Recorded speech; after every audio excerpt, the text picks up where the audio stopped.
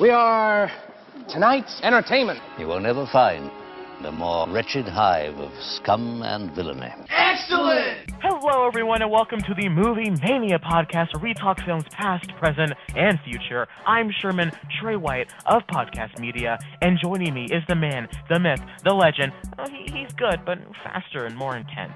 BanditIncorporated. Do. What?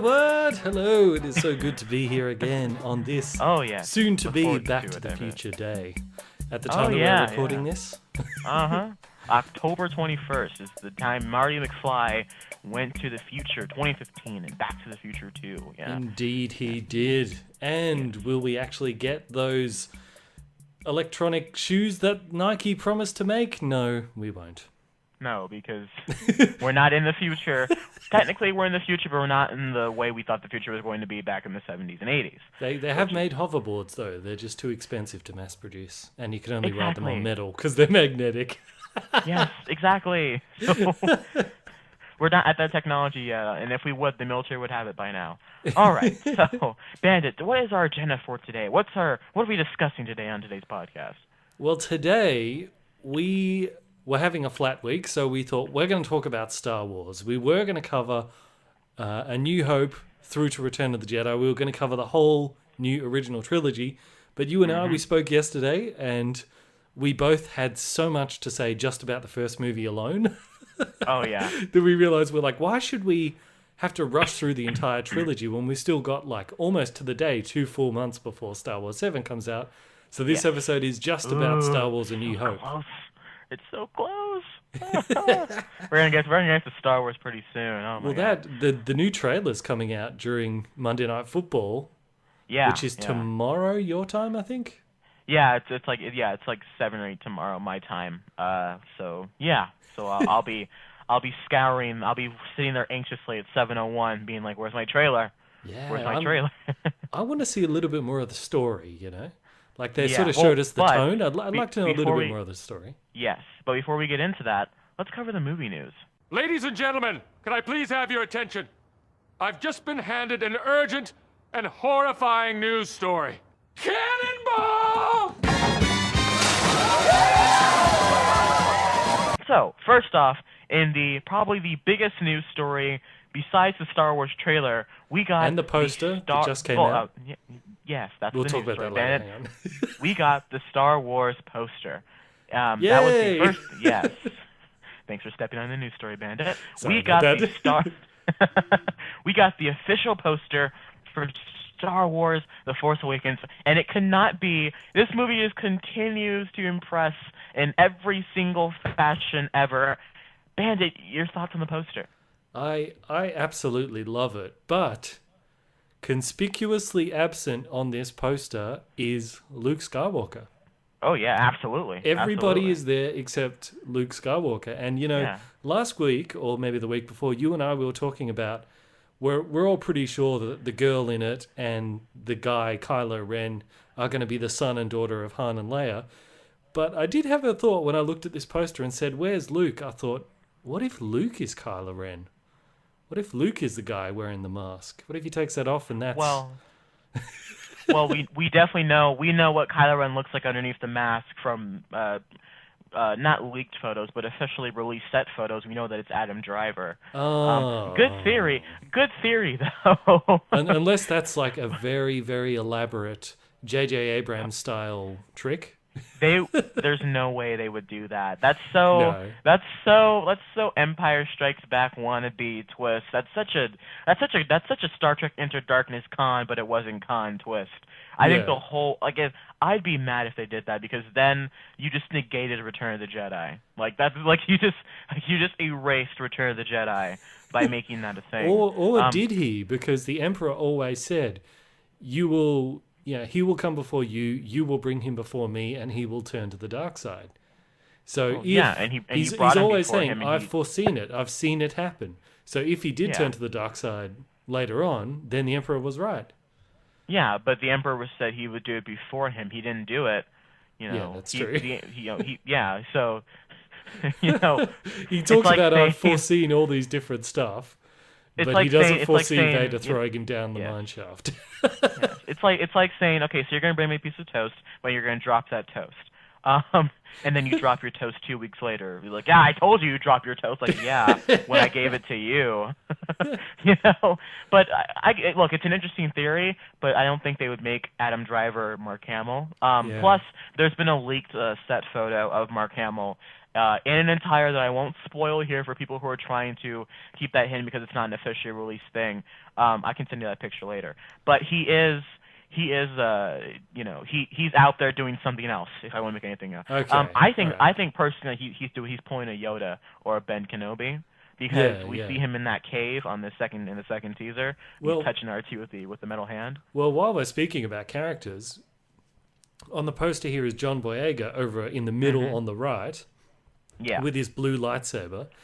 Yeah. I actually heard that with some of the books that were released, I'm not sure whether they're part of the new continuity that they're writing in the expanded universe. Every new released book is canon, so. Okay, well, I'm not sure if this is a new one or an old one, but apparently Han Solo, his ex-wife from before he met Leia, was a black woman, which means John Boyega could actually maybe be his son. For you guys. Yeah, I know what you're talking about. It's a story in the new officially canonical Star Wars comic line. Okay. In the comic books, and that's a storyline. What you guys know, something's going on. I haven't read it, but I read the story, and a chick shows up and she's like, "I'm Han Solo's wife," and then that's like, they've addressed that, and she's actually not Han's wife. It's just a play she's doing. But that was a theory for a while. Like, well, if Han's wife is black, then maybe, But then at the same time, I wouldn't really want that to be true because, like, I think we've talked about this before. Yeah. I don't want every black person to be related in Star Wars. Yeah. I don't want there to be one black family. Like, although Billy Dean probably did have a lot of kids scattered across the galaxy. Oh, I'm sure he has, but probably Han Solo did too. Han Solo's probably got a string of ex-wives. Yeah, so I'm just like I still think that Finn was just this guy, John Boyega's character, just this guy happened to be a stormtrooper. He's like, you know what, I'm force sensitive. They're hunting down force sensitive people. I'm gonna screw the Empire. I'm leaving. I'm gonna go fight them. Or excuse me, the First Order. I'm gonna go back. I'm gonna go fight them. And then you run into Rey and all that. It looks so great. Carrie Fisher looking great, looking like Bram Stoker's Dracula. Yep. But did you notice in the poster, top right-hand corner? Yeah. Have you taken a close look at that? Yeah, that's the Starkiller base. Oh, yeah, because like at first I'm like, oh, it's just a planet and there's a ship floating in front of it. But then I looked closer and I was like, it looks like another Death Star. It looks like a giant space station Death Star. And I love it. I think it's the perfect next step in the First Order because if you look at Kylo Ren, I don't want another Death Star, please. Think about it. Think about it. Kylo Ren, he is very much an amalgam of different Sith in the past. He's got the red lightsaber like all Sith have had. He's got the hood like a Darth Revan or like an Anakin Skywalker in Revenge of the Sith. He's got the Revan like mask. He has the Vader sensibilities apparently, according to what we've been told by J.J. Abrams. Yeah. And this is all really about escalation. The lightsaber itself is escalation of what we saw in Vader. It's I guess it makes sense. I guess that makes sense from a story point of view. If he's a Darth Vader fanboy, he try to replicate everything from before that, but from a story perspective, I'm getting Into Darkness flashbacks here. Really? Well, I mean, it's already stupid enough that they tried to build a second Death Star in Return of the Jedi. If they're building a third one and it's like they still haven't learned their lesson. I don't necessarily think this is a space station because this is a base. It's not like a thing. From what I've heard, if it's just a base and he's designed it to look a bit like the Death Star as an homage, that's fine. But I do not want another Death Star.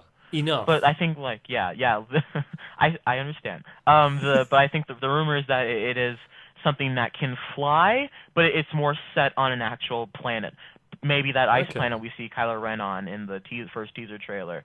So I love it. I love the look. It looks so the space station is like a dome, but it's sitting on a planet. I think so. I think that's where they're going with it. Okay, well, that's pretty deceptive in the poster because it looks like a Death Star. I understand. And the rumor is that it's able to destroy entire star systems, which I'm like, okay. Really? That's pretty massive. I'm like, that's a. Do you realize how big a star system is? Yeah. Because that's pretty. Look, I'll buy it because we can buy the Force. Can't we just have a war? Can't we just have a war? Does there always have to be a super weapon? Super weapon should be the Force, if anything. Well, it's a MacGuffin. It's to get the plot started. Yeah. And if anything, But I like the plot we came up with last week. Excuse me, my teacher just gave me an assignment, but that's okay. Over text. No, but I like the plan we came up with yesterday. Oh, did you? Wait a minute. Last week. Hang on. Did you say your teacher just gave you an assignment via text? Well, yeah, it's a thing. It's like, what teacher does that? They post. They wait until like Sunday night, just before school, and they're like, "Oh, by the way, here's some homework. See you tomorrow." Well, it's going to be due Friday. Oh, okay. It's going to be due Friday. I was going to say maybe that teacher doesn't like my girlfriend just texted me as well, so I'm going to silence my phone because apparently I want to get popular when I'm recording a podcast. So anyway, sorry. I like my. No, you're fine. I like my plan. I like the plan we came up with last week, where we were saying that maybe he was going to clone Darth Vader, and that was maybe going to be the plot of the movie. That sounds like a lot. That sounds like it's something that's different that we haven't seen in the Star Wars universe. And I went back and looked at Lord of the Rings recently, and that whole plot of trying to bring back this evil it can really be done well if you get the right people. And yeah. But I'm also cool with this giant base thingy. I guess I'm still super stoked for this movie. It's a great poster. I'd like to see something like, and with the name like Force Awakens, this is what I assumed it was going to go to. This is why I was a bit surprised to see this Death Star looking thing.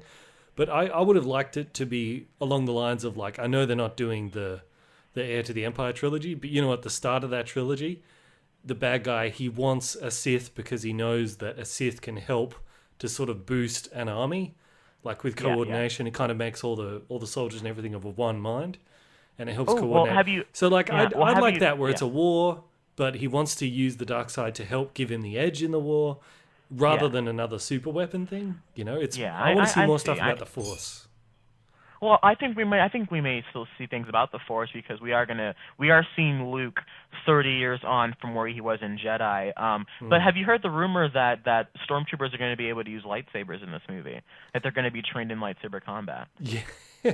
Well, I saw the Mr. Sunday video where he mentioned originally that was the idea for George Lucas's movie, and that's why all the lightsabers have that. All the stormtroopers have those weird cylinder things right in the small of their back.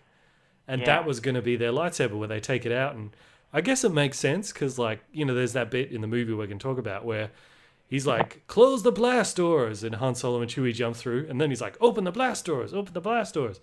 If every stormtrooper had a saber, they could just cut through it. So it would definitely be useful.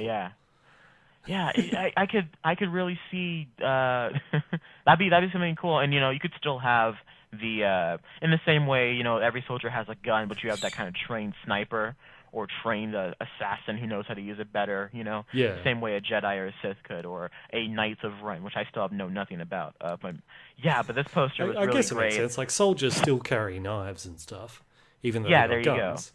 But still, I'm gonna send you a Jedi picture, thing. Which is my Jedi and a Sith I'm gonna thing. send you a picture, Bandit, and it's my reaction to the Force Awakens trailer or the poster, and I want you to see my face, which is 100% pure joy. Okay. I'll try to describe it to the listeners.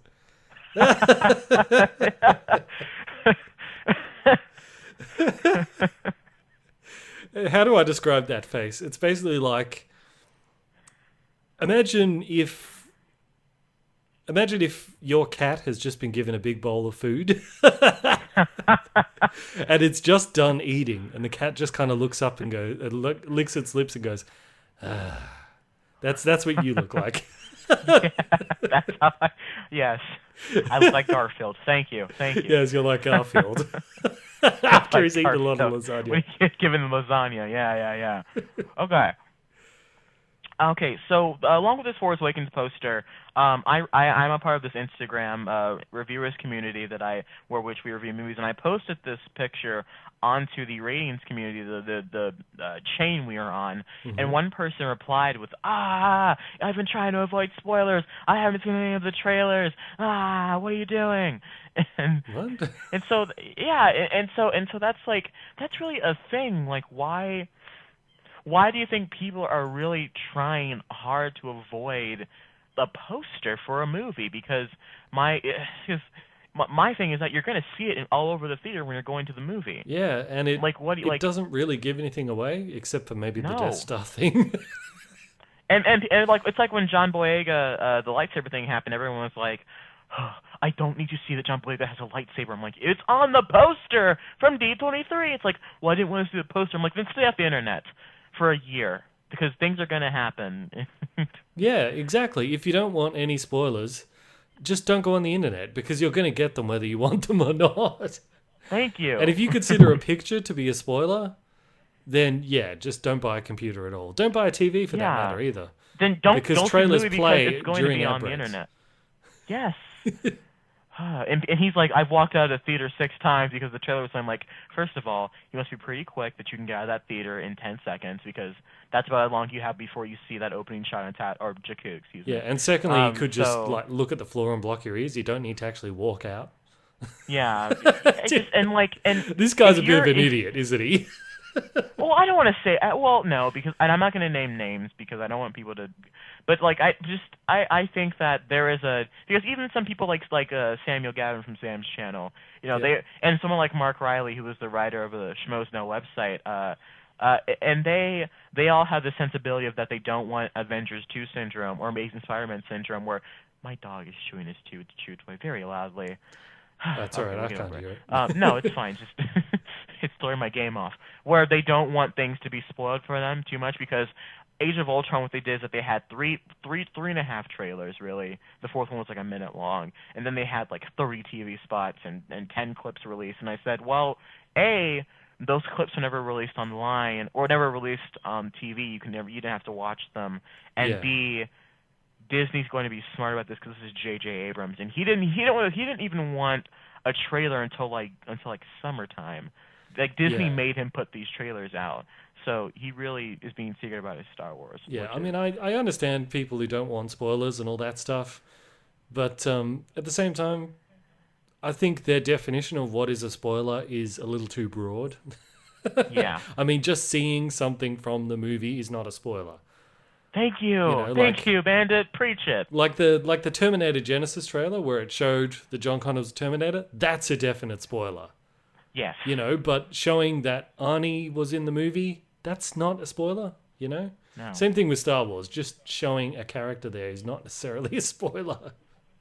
So showing one out of like 35,000 shots of a movie is not a spoiler. Like it really, because you don't know the plot. The plot is, if you look it up on IMDb, I think the official plot is still the following film is set 30 years after Return of the Jedi and follows these stories of Luke, Han, and Leia. I think that's still the official synopsis of this movie. So we don't know anything. Good on them, by the way, for not doing that, because we only have 60 days left.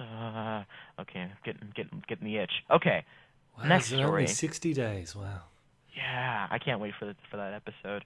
So much to cover for that 4-hour episode. Okay.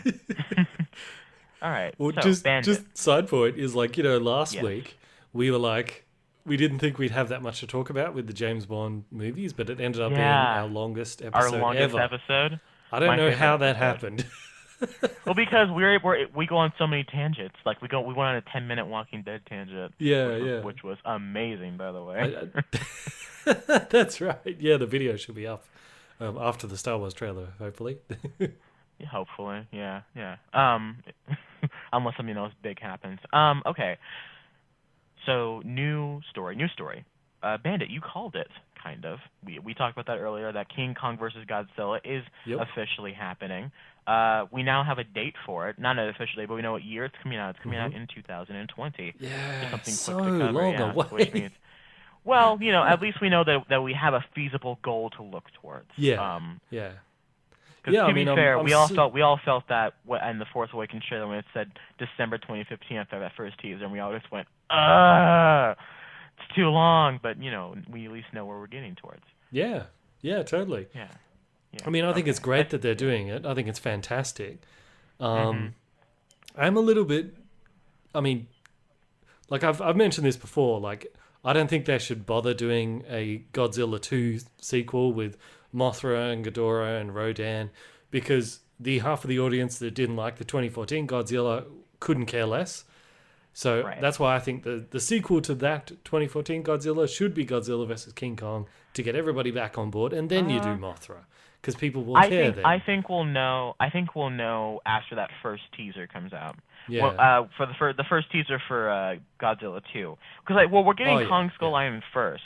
But once we get that, because at that point King Kong will have already been established in our minds, and we'll know what's going on. But after we get that first teaser for Godzilla 2, and maybe the movie's being marketed not necessarily as like Pacific Rim, but as this is a movie that's having much more action. We are getting much more things happening here. This movie is going to be a lot more not necessarily fast paced, but a lot more is going to be going on. I think it's like, I think when Godzilla 2 the sequel was announced, the amount of buzz that generated compared to when Godzilla vs. King Kong was announced, like it's dwarfed by Godzilla vs. King Kong. There was way more excitement online for that, and I'm just a little bit worried that now that they've announced it, it might be like kind of what happened with Age of Ultron, because remember they announced all the other movies after it, so it kind of took the steam out of Age of Ultron. So that might happen with the Godzilla sequel. People will be like, "Oh, I'll just wait for King Kong." I think people will be hyped for it. I think people will be kind of hyped for it because after King Kong or Kong Skull Island comes out, the main kind of buzz is going to be like, oh man, so now we're going to get to see what Godzilla's up to next. In the same way that I feel like the buzz would have been for a Man of Steel sequel if they would have done like, okay, now we're getting a Batman movie, and then we're getting Man of Steel 2, then we're getting Dawn of Justice. Yeah, I don't know though. I mean, because you liked the 2014 Godzilla, I didn't like it. I loved it. So like, I mean, you're psyched for Godzilla 2. Me, zero interest. No, I'm not the slightest bit interested in the Godzilla sequel. And I mean, I'll see it for the podcast, but if I wasn't doing the podcast, I'd probably only see it if it got really amazing reviews. Otherwise, I'd skip it because of the last one. So yeah, I don't know. I guess kind of like Terminator Genesis.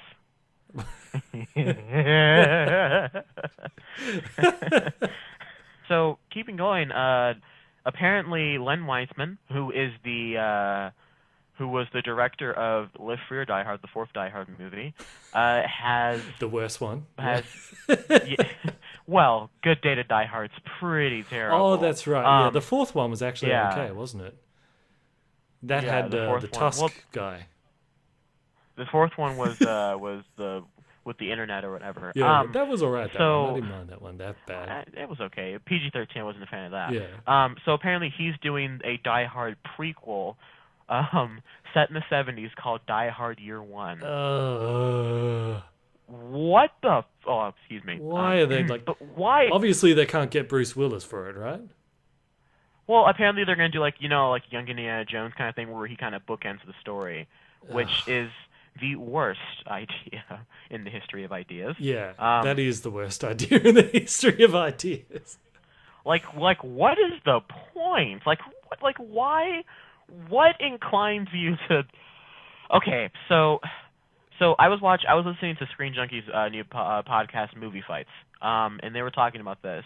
And one guy on there suggested a way to do it by putting in Quvenzhané Wallis from the Annie remake and Beast of the Southern Wild, who was, if you guys don't know, a 12-year-old little black girl, who I think is the perfect person for John McClane because no one's going to see this movie.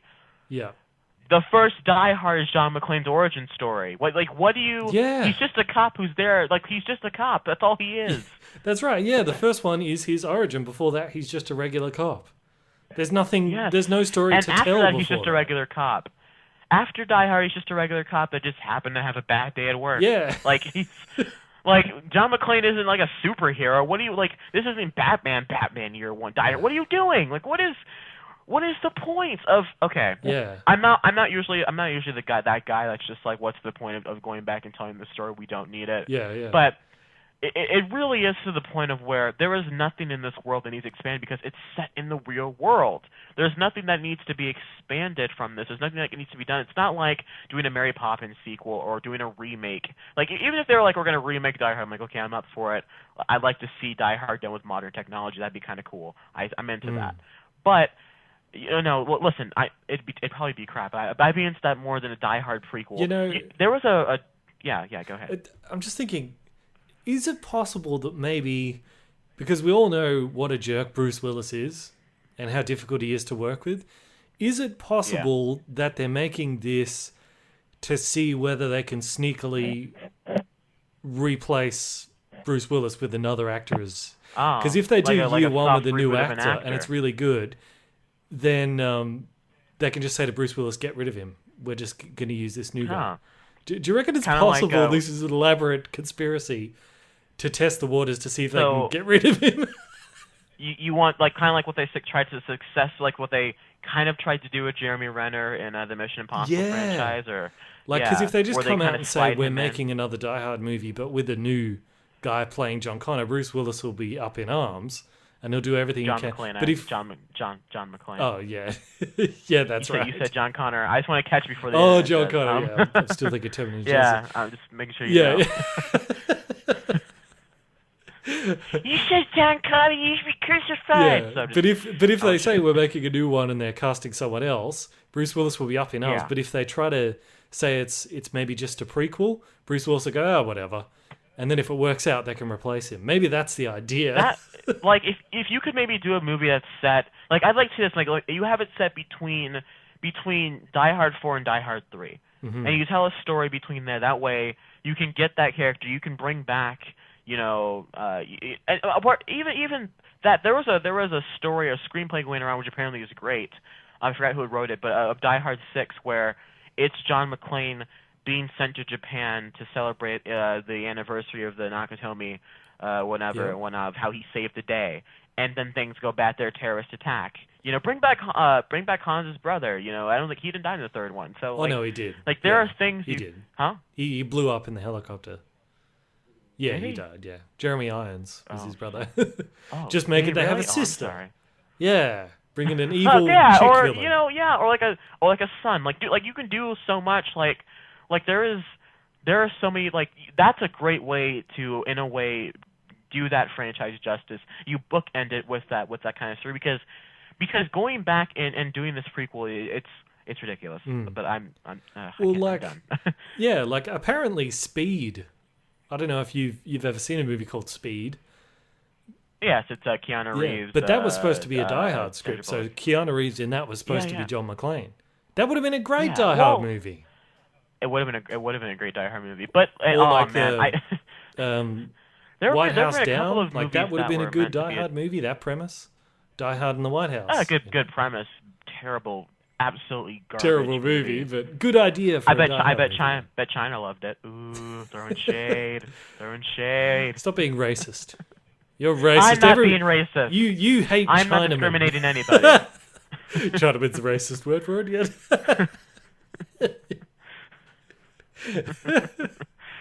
No, it's just no. I mean, but I think it's fine for you to say, because back in the 80s and 90s, domestic box office was all that mattered. So all the movies were like rah rah rah America, and international we had to suffer through the bloody Americans just whatting themselves all over the movie screen, and we're like, oh, crying out loud. Yeah. So now you get some payback. Now know what it was like. But then the 90s. But look at the 90s. Another time of America, hurrah, hurrah. But they were pandering to American audiences, and we were getting some crappy movies like Independence Day, which I don't like Independence Day. Pearl Harbor. Independence Day, Armageddon, Godzilla. That's a lot of fish. We were getting just a huge. But I don't want to get back into that. Yeah. So anyway, Die Hard Year One sounds terrible. Yes, I don't want to see it. I don't think Len Wiseman's a good director either. I think he did Total Recall reboot. He did the Underworld movies. Yeah. No, thank you. Oh man, not the guy who did the Underworld movies. He's doing it. I think. Oh, okay. Well, that's gonna suck, definitely. Yeah, there's never been a good Underworld movie. It's gonna have a weird blue filter to it, and actually, the one set in old times, in medieval times, that was actually okay. That was Rise of the Lycans. Yeah, that was possible. I didn't see it. I saw 1, 2, and 4. I skipped the prequel. Okay, so we need to. Anyway, moving on. All right, let's move on here. Okay, so I think it's official. If it's not official, then it's been reported by like the big trades. But according to this, the Hulk will be making an appearance in the movie Thor Ragnarok. Yes. Yeah, Bandit, your thoughts? Well, I'm glad he's not still on Earth. But I'm also a little bit disappointed he's not in the Guardians of the Galaxy movie. I'm not. But I guess, I guess Thor needs the help more. And I think those two may have the relation that needs the most development in that movie. Thor and Hulk, of those big Avengers, Thor and Hulk had that really great fight scene in the first movie, and then they didn't really have much interaction that's in the sequel. They had. But I feel like this will be the movie that could really, you could really have that kind of, you could do a better version of that fish out of water elements that we saw of Natalie Portman in Thor: Dark World, and I was getting real episode 2 flashbacks for that, by the way. But some real traumatic flashbacks of episode 2. But but you could do that with Bruce Banner now, and you could have him because clearly people can breathe in Asgard.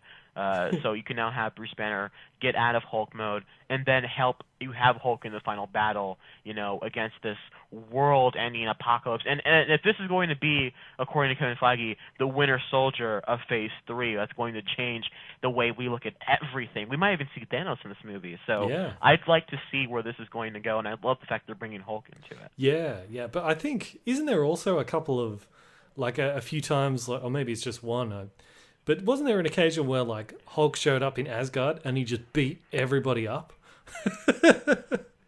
I'm sure there's one. I know there's one where Hulk fought Thor in the city and they just destroyed the city. Yeah. Well, Thor did have the line in Age of Ultron where he's like, "The underworld of the dead sings praise of your horror," or something like that, where he's basically saying all the people that you've killed, tell stories about how amazing you are. And then he looks at him and Thor's just like, that doesn't help. No. So that's good. Yeah, and I'd like to see. I hope it indicates they're sort of also taking Hulk up to the next level, because I want to see Hulk as just the Hulkbuster fight versus Hulk is great, but I want to see a Hulk who could just destroy the entire Avengers if he wanted to. Just the big, heavy hitter. I think this is going to be. I think this is building towards World War Hulk. Yeah, I want that Hulk. Which is, I think that's going to be a Phase 4 movie. I think we're going to build to World War Hulk because I think this movie might. Because apparently, this movie might not have a happy ending. Yeah. Some people might die in this. So I'm thinking this movie might end with. What am I thinking? This movie might end with Hulk being stuck on that planet that he got in Planet Hulk, and we might not get a Planet Hulk movie, but we might get a World War Hulk movie which explains what Hulk went through, while also simultaneously telling the story of Hulk coming down and just wrecking everybody and just being this intelligence, because could you imagine like suddenly Hulk is back on Earth, but he's got this metal arm, he stays the Hulk the entire time, and then he's just this intelligent, brooding Darth Vader-esque villain of just I'm going to destroy all of you and I'm going to win, and that'd be so cool to watch. Yeah. Yes. All right. Any final thoughts on that story? Well, it would definitely. I mean, like if they did Thor Ragnarok without Hulk, definitely wouldn't be like. Including Hulk gets a lot more people interested in Thor because he hasn't had like his big breakout movie yet. Definitely. So definitely a good move for Marvel, really. Yeah, and you're right. Thor needs this push because he has been kind of pushed to the sideline, especially with the success of Captain America. Iron Man always being the most popular character, maybe besides Cap. And then, I love the first Thor movie. It's one of my favorite comic book movies out there. Right after. Yeah, and if it. Sorry, I think Skype cut out there. So. No. It's just besides, and I just didn't like. I didn't like Dark World except for the Loki scene. Yeah. So besides that, I wasn't a fan. That's right. Yeah. Okay. All right. Anything else? Okay, do you want to talk about the Furiosa thing? Yes, this is something that I found out on Twitter just before. George Miller has come out and say that the next Mad Max movie will not have Charlize Theron in it, which is getting a variety of reactions from people. Well, it makes sense. Yeah. Because Mad Max isn't about a story of Max and Furiosa. It's about a story of Max going through just running into these people. Yeah. I think the story should be, those salt fields or whatever, the dried oceans or whatever they ran into at the end in the middle of Fury Road. I'd love to see Max go back to those and just keep going and see what he gets to. Yeah. That'd be cool. That would be cool. Yeah. And it's like, I know a lot of people loved Furiosa. I loved Furiosa too. But if they have her in the sequel, that'll be the first time in the Mad Max franchise where it would need to be a direct sequel to the last movie. And that's not what Mad Max is about. Mad Max is supposed to be... It's kind of an anthology series in a way, of just a collection of stories of this they're guy. not really supposed to connect with each other, and they don't really. No. They kind of do, but not really. There are some serious continuity issues out there. Yeah, so I think if they did want to have those. a movie with Furiosa in it, they'd need to give her own movie elsewhere. That's something else happening with her. But even so, how do you continue her story? She'd just be living in the Citadel with all the rest of the wives and the many mothers and being really nice and all that. So, I mean, there's not much story there. I could see maybe, because, Mad Max is really about, I don't want to say racing, but it's about like the cars and all that. Yeah. So my she first thought was on the like road. you could have She'd maybe just be them in trying, you'd be them trying to defend that Citadel, but that wouldn't really be a Mad Max movie. No. But maybe like you could have it where Furiosa maybe has gone bad. Like Max after all these years has gone back to the Citadel and Furiosa. Like this is only if like you want to keep Furiosa in it. Maybe Furiosa has gone corrupt. Absolute power corrupts absolutely. So maybe she's gone sour, and maybe her people, her old ladies or whatever, her wives have died or whatever. I don't know. Something has happened. And it's turned her crazy. She's gone mad like the rest of the world. But, and now it's up to Max to, just by pure chance, Max now has to stop Furiosa in order to get himself out of the situation. Yeah. Something sounds very similar to Fury Road. Yeah, like something like that could be interesting. But on the other hand, like kind of the appeal of Mad Max is it's this crazy world, and you can kind of introduce new people in a new area. And if we have Furiosa, we have to kind of go back to the same thing. So I'd rather just have Mad Max off somewhere and he comes across like a new settlement of people and it's a whole nother society. You could invent a whole new society. That's like, I kind of like, it's a little bit like Walking Dead. in that way. Like each of these pockets of civilization have their own sort of thing going on. Yeah. So like if you include Furiosa, you can't really do that as much, which would be a missed opportunity. So I'm okay with sitting her out for the next one. Yeah, and plus Charlize Theron and Tom Hardy really weren't the best of friends on that set. Really? Explainably so, understandably so, because you're out there shooting 6 months in these very practical sets. People are around you doing these crazy stunts. You really have to be flexible with this director. You're out there shooting in the heat of this. Was it not Tanzanian, but Indian desert, just forever. People are gonna get cranky, but I'd like to see some planes, like some George Miller 20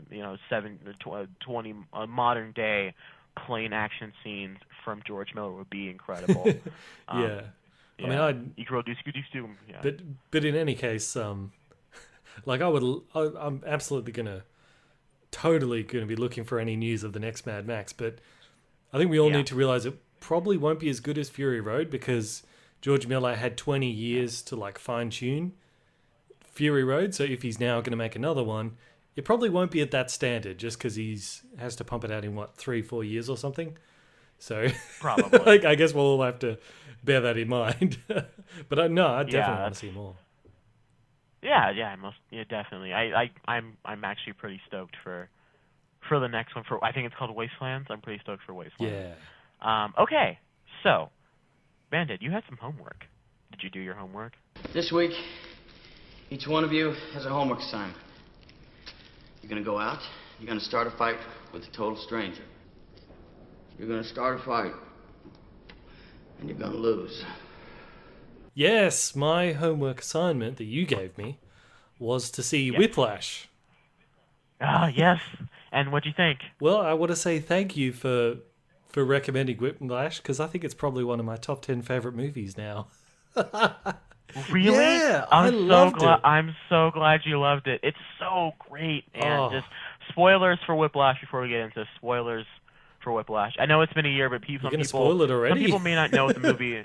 Well, some people may not know what the movie is, and some people may want to go out and watch it. But spoilers, it's a great movie. Go out and see it. Yeah, dude. So go ahead. Go ahead. Okay. Well, I'll try to avoid spoilers. No, you're fine. You're fine, dude. We can. But do it's basically about there's Reed Richards, the guy who plays Reed Richards. He wants to be a drummer. Goes to this music school, and he sort of gets the attention of this music teacher played by J.K. Simmons. J. Jonah Jameson. Yeah. And he's a music teacher that he's the archetype of music teacher that exists in real life, where they're so intense about their music and they demand such, high quality of work from their orchestra that they take it to the point of being abusive, both verbally and physically. Because J.K. Simmons tells a story about that of some great jazz musician. I think it was a true story, where he was in a band and the conductor threw a cymbal at his head. Almost decapitated him with a cymbal.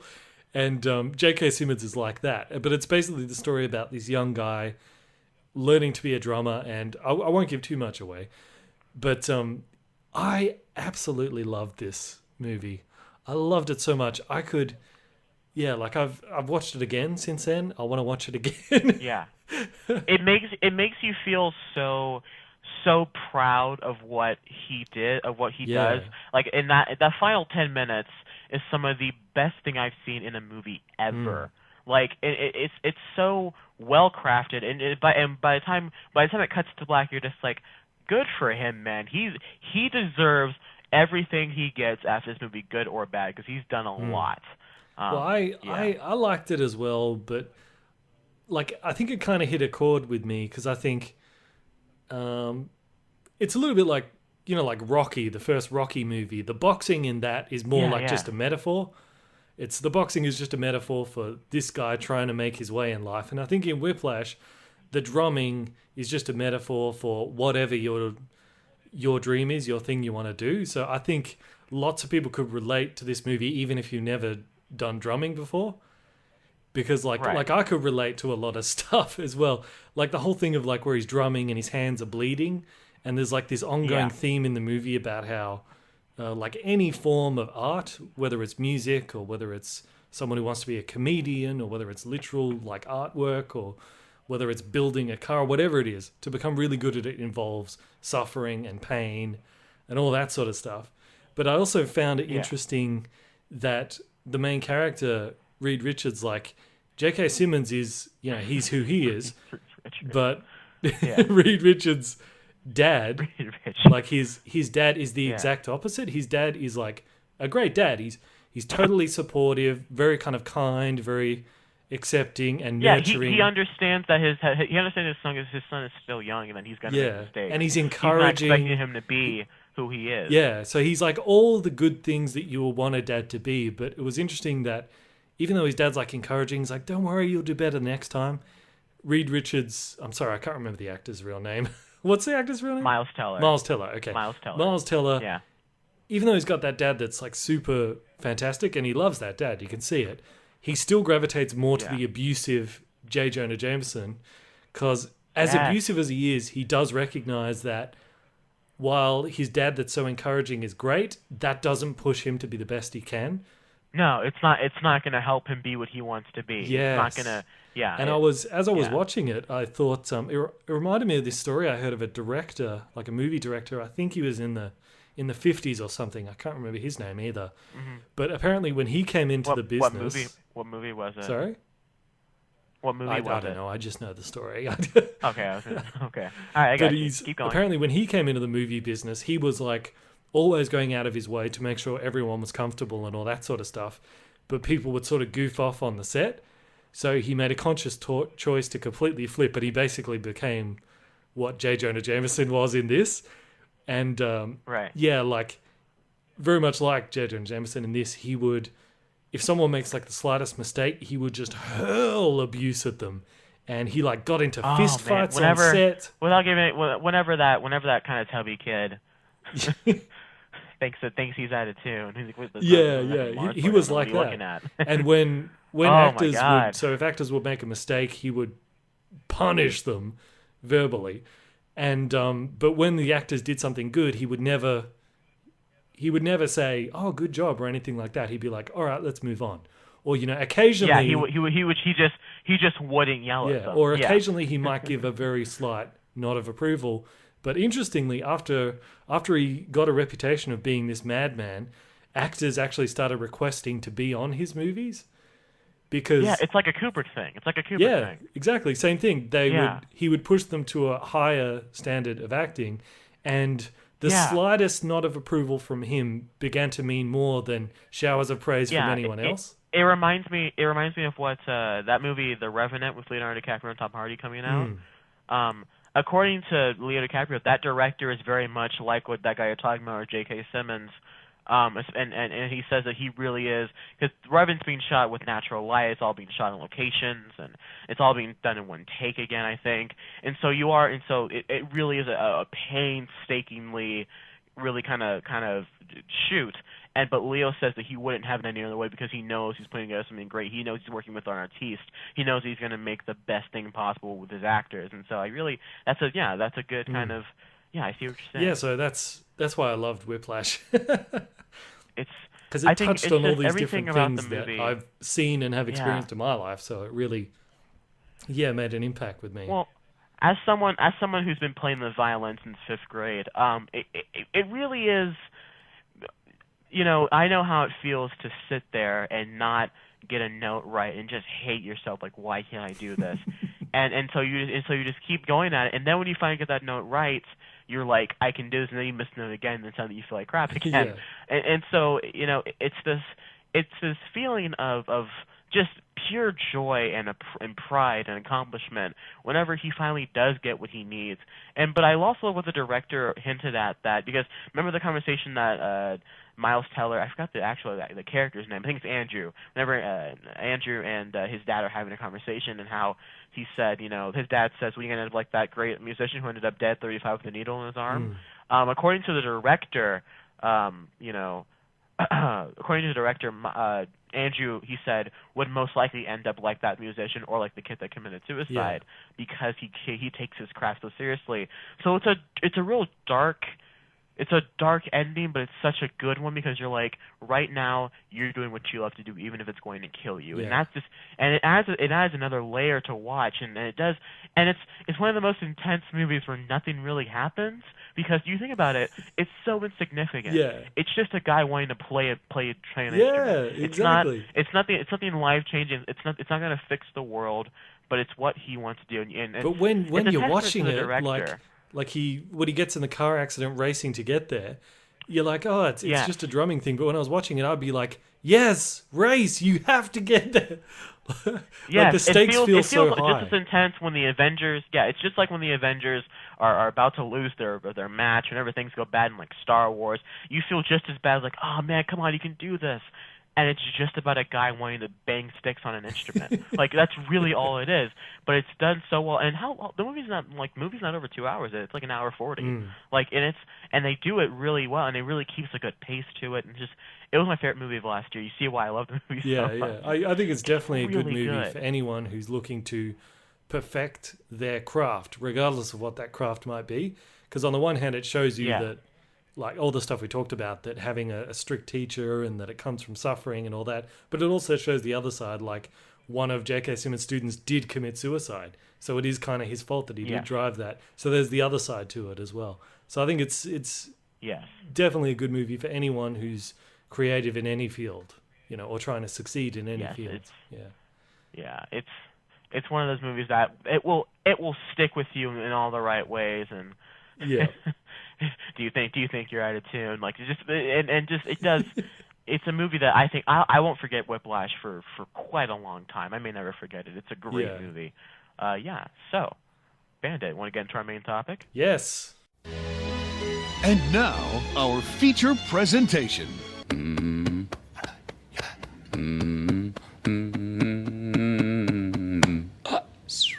Star Wars! Nothing but Star Wars! Yes! Oh, finally, Bandit, we're talking episode... Bandit, we're talking... Bandit, we're talking episode 4, the OG, back 1977. Yes. We are talking Star Wars episode 4, A New Hope. Now, just Star Wars, depending on Star your Wars, age. Yeah. You know it as just Star Wars, or you know it as Star Wars episode 4, A New Hope? Yes. Well, the version I watched, and we'll get to that, it said episode 4. I was trying to find the original, I couldn't find it. Yeah. So... Actually, maybe okay, before we get into it,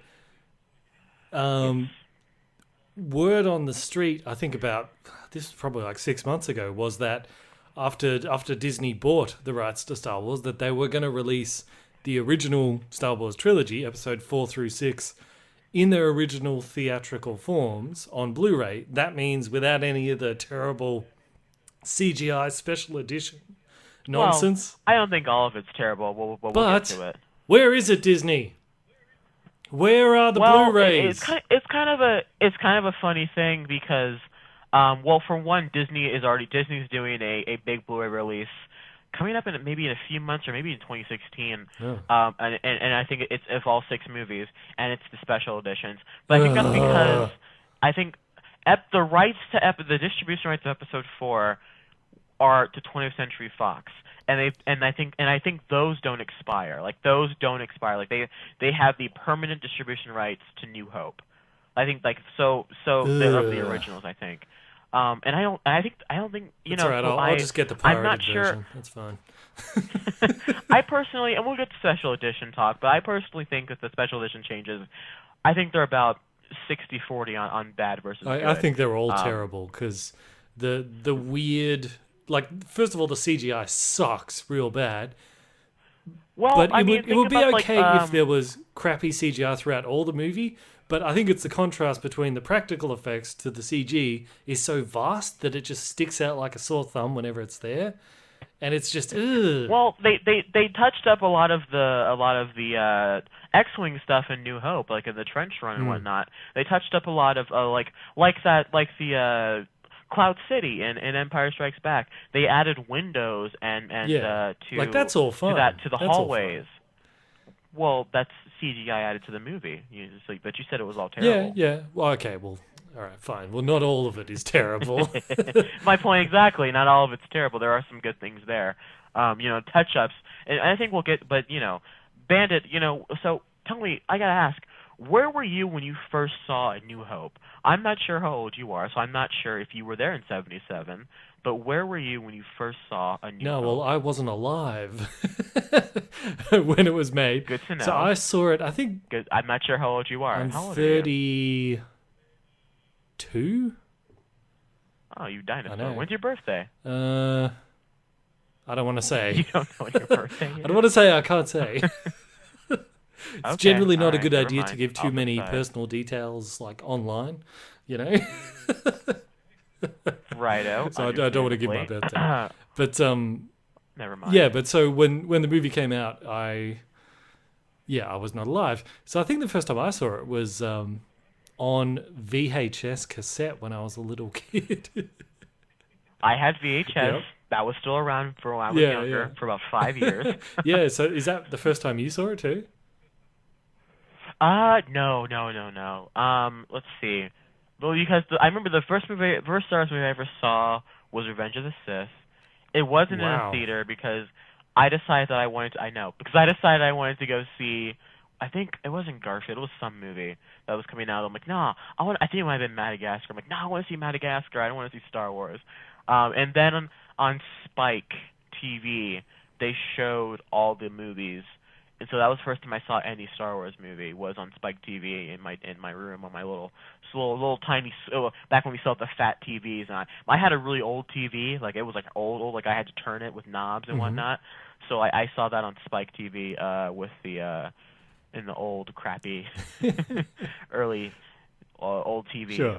So that was the first time I ever remember, like, anything Star Wars I remember was around 2005. So you saw Revenge of the Sith first, and so you saw this after Revenge of the Sith. Yeah, Okay. yeah. My first Star, the first thing I ever remember imagine seeing what you must have thought is, if you had seen Revenge of the Sith and nothing else. You wouldn't have known what was going on. I remember the opening space battle, Revenge of the Sith. I remember vague, like really strongly, Obi-Wan versus Anakin fight. That's all. That's the first thing I remember when I think of Star Wars when I was little, was Obi-Wan versus Anakin. I knew what a lightsaber was, you know. I knew from Toy Story that Darth Vader was Luke's father, because they did that in Toy Story 2.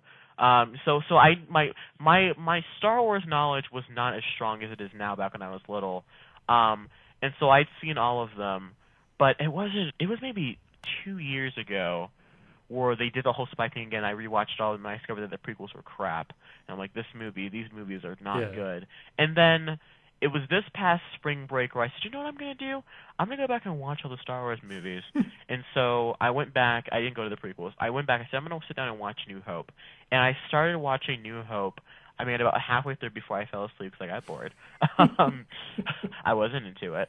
And then, but then I went and saw, this past summer, I watched Empire Strikes Back, and it just blew my mind. I loved Empire Strikes Back, and that was the first time I'd seen it in full in like 10 years. So I was just, everything about it was just so well done. It was just so, we'll get to it when we get to it, but I loved it. And so when I went back and rewatched New Hope this weekend, I said, you know what? New Hope's a lot better than you think it is because of what what it's leading into, of what this is really setting up a fantastic movie. And it's a pretty good movie. I think it's that's my story. You can, even though you sort of came into it through the prequels in a way, clearly you can see why this was such a big deal when it came out, because nothing like this had ever been done before at the time. But one of the things I tried to do, because I've seen this probably hundreds of times, this movie, as most people have, but because I've always thought the audiences today are very different to the audiences back then. So I've always wondered, if this movie came out today, would it have even survived, or would it be Jupiter Ascending? You know? So when I watched this, what I did is I thought... it wouldn't be Jupiter Ascending. Maybe it'd be Matrix Revolutions or something, but no, but it doesn't have that much CG in it. So, I mean, there's there New Hope is the originals. New Hope, what you can tell what's added in or what's not. But New Hope, there was revolutionary effects, but there wasn't everything on the screen is CG. Everything on the screen. I don't mean literally fake. I'm talking about the reception it got.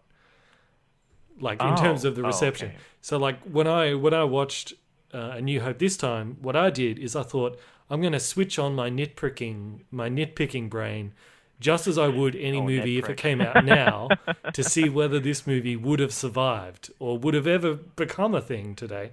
And I won't go through all of them, but not counting the obvious one of the giant exhaust port in the Death Star. Yeah, you don't think about it though.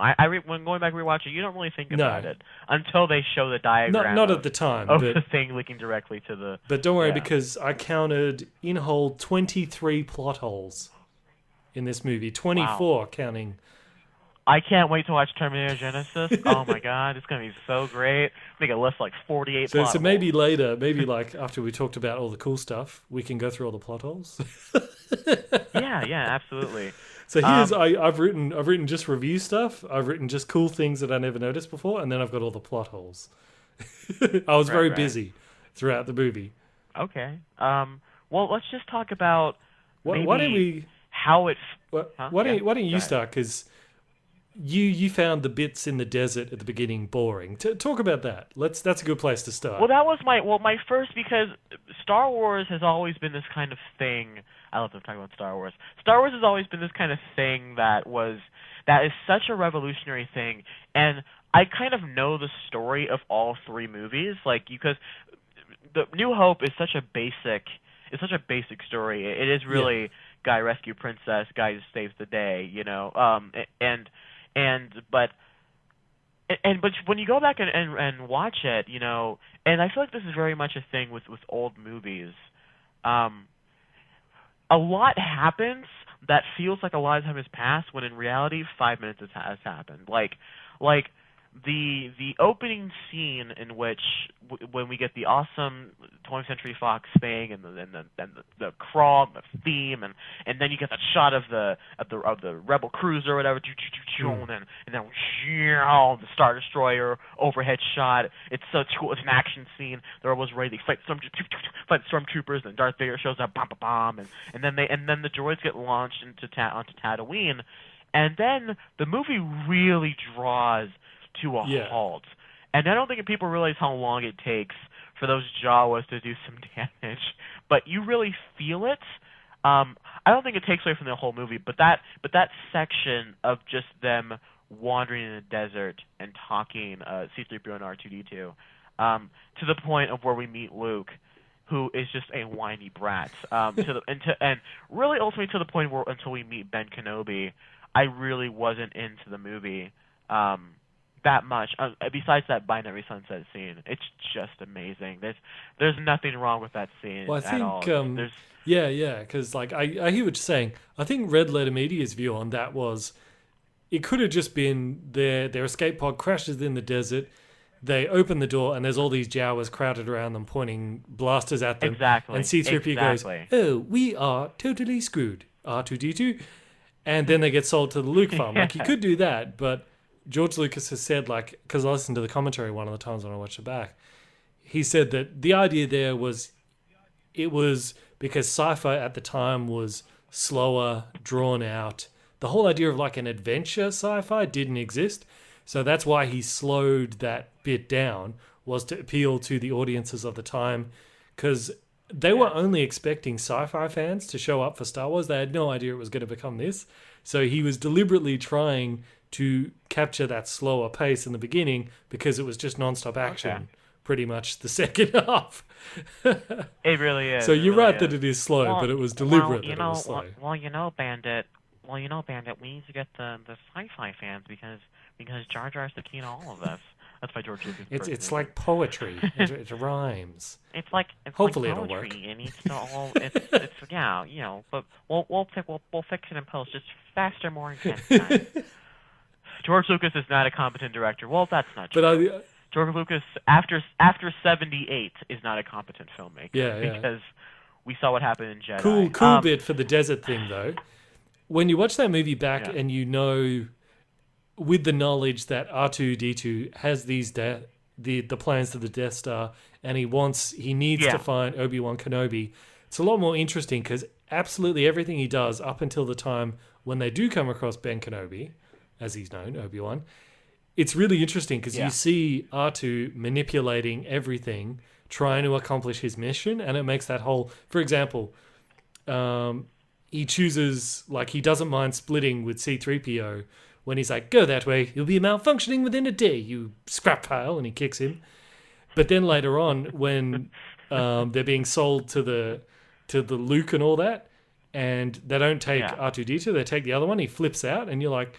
Well, he didn't mind being separated from C-3PO before, but now he's like, "No, take me with him." And it's because R2 knows he's going to have an easier job escaping from Luke than he is from the Jawas. And that's why later on, Luke tricks him into removing the restraining bolt so he can go to find Ben.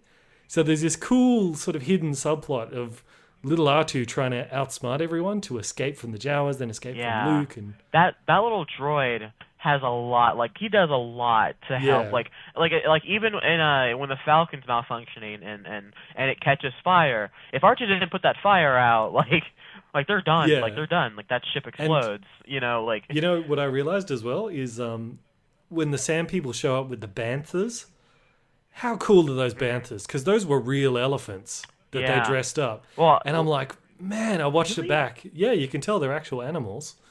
And I was like, that's amazing I thought they were that puppets. they did that. I thought they were puppets. They look so good. Wow. I thought it was puppetry. No, because like it was an actual trained elephant, and they had to train it to get used to wearing all the stuff. That's why it's so breathtaking, isn't it? And there's a good bit of foreshadowing as well. It looks great. Huh. Like this is some of the cool stuff I noticed when they find R2, when Luke goes out and finds R2D2 after he runs off, and he hears the noises, and he goes, "Oh, it's probably sand people, or it could be worse." And you think, well, who's worse than the sand people? Jabba the Hutt. So it was foreshadowing that Jabba the Hutt runs the planet. He goes, "Oh, it's probably sand people or worse." Oh, gee. I love their phrase. I wrote down some notes when I was watching it. My first note is that I do remember Star Wars was always a thing that was in my childhood, in that people always referenced it. People always talked about it because the prequels were out when I was in, like, Revenge of the Sith came out when I was in kindergarten. So yeah, I know. So and so people were talking about, C-3PO and all the droids and whatnot, and so we'd always play Star Wars on the playground. And growing up, I never got to be I was never the coolest guy on the playground to be the guy. I was in like 5th grade, but whatever. We were the Avengers by then. So my friend was like, "I'll be Luke Skywalker," and that guy's like, "Okay, I'll be Han Solo." Like, "All right, I'll be Chewbacca." Like, "All right, I'll be Lando." And they're like, "Who am I?" I'm like, "Well, you can be C-3PO." And I was just cool with it. Like, I was just cool with being C-3PO on the playground, just walking around and complaining about everything and just hiding. And I'm not like, well, bending your C-3PO arms. did. I'm just like, and not. I walked around and just like, what is she doing? Like, oh, I'm C-3PO.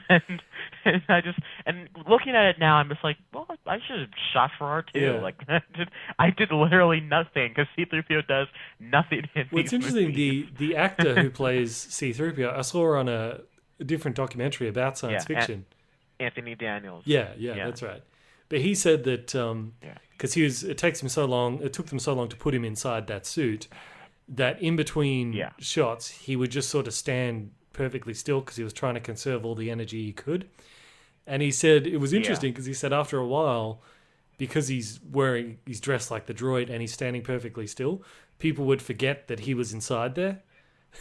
And he said, so he's always said, like, you've had lots of other actors playing robots, he says, but through that, I got to know what it would feel like to be a robot, where people don't see you as an actual person and you're just an object there.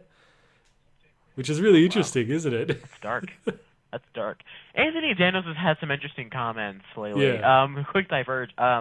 He's talking about how he hates the secrecy of The Force Awakens, which is understandable, I suppose, because he comes from a different age where you can just be like, yeah, I'm in Darth Vader's father, but he's also made comments about how he's been kind of bad mouthing the crew and the cast.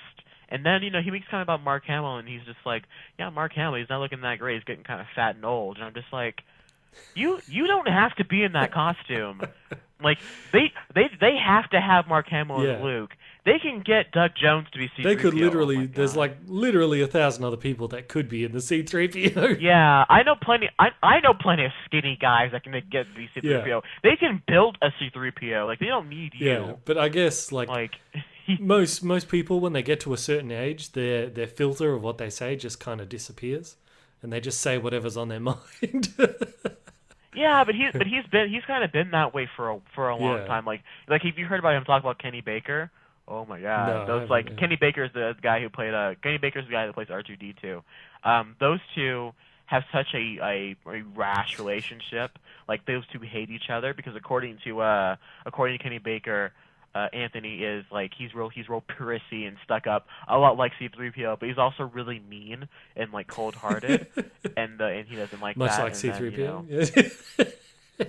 Yeah, and then Anthony says Kenny Baker's like brash and kind of roguish, and I'm like, kind of like R2D2. Yeah, and so these two really like they despise each other. So it's interesting to see that, especially towards the end of New Hope, when you see them all like, I feel so bad for you all too. I'm happy. Please get better. You can have some of my pots, but then you realize that that's all acting because those two actually think those two. I wonder if they incorporated some of the actors' hatred for each other into Empire Strikes Back, because there is a couple scenes, like, remember where R2D2 is fixing him and he's like, there's a few scenes where like R2 could help him but he doesn't, like he's stuck in the wires and he's like, I think I'm melting, stuff like that. Anyway, we'll talk about that. Okay, there's a cool ongoing thing with Obi-Wan Kenobi in A New Hope.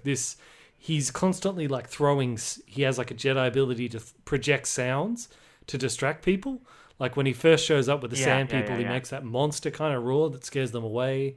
Yeah. Later on, when he's sneaking around the Death Star, he simulates some robotic sound and they go, what was that? And they turn around, then he runs off. So like, I thought that was a cool little thing to show that like... Speaking of which, Stormtroopers, the most incompetent firing squad I've met in my life. Like literally after they stunned Leia, I don't think they hit anything until Return of the Jedi when they hit Leia's arm. Like I don't think they get anybody. Yeah, that's actually one of the plot holes that I wrote, is where when they find the Jawa ship that's been shot up by the stormtroopers, Obi-Wan goes, "These blast points far too accurate for sand people. Only Imperial stormtroopers and I'm like, well, are this precise." And I'm like, not really, mate. I'm like, that. Like those were not stormtroopers. Which I got a question actually. Okay, so we know Boba Fett is on Tatooine at the time of New Hope. Yeah, originally he wasn't. It was the special editions added Originally he wasn't. But there is a connection because in Empire Strikes Back, when he sends Boba Fett off, Darth Vader goes, "No disintegrations," which makes me think: did Boba Fett kill Uncle Owen and Aunt Beru? That would be interesting. I don't think so, because I think he did. But if he's on Tatooine, he would probably follow the orders of Jabba the Hutt more so than the Imperial forces. Well, clearly, him and Vader have a thing, not like a romantic, but like have that kind of like clearly they know. I think Chris each other. Stuckman says so maybe he just knows Boba Fett's reputation or something. Yeah. Right. Oh, okay, that makes sense. I thought that was a cool thing that maybe because we see what a disintegration in the Star Wars universe looks like from. Speaking of which, how dark is that? What it was? Disintegration because they would burn apart. Yeah. Yeah, so that's what I'm thinking. I see what you mean. Yeah. We never saw stormtroopers do something that vicious. We see them destroy a landscape, but we see them like do that with lasers. We don't see them sit there and burn people alive. Like that seems kind of vicious for us. Actually, you're right. Maybe something. I could probably because Boba was there. There might be more of a basis for that, because in A New Hope there is a lot of talk, like in the Imperial thing when they're all sitting around the table, and they're all like, "This station is the ultimate power in the universe," and they're having that whole conversation. But there is a feeling where, even though they're the Empire, like a lot of their conversation about the Senate being dissolved and all this, there's still a sense that they need to maintain an appearance that they're respectable for some reason. Yes. Obviously, by the time Empire Strikes Back comes along, they're just Nazis. It doesn't matter.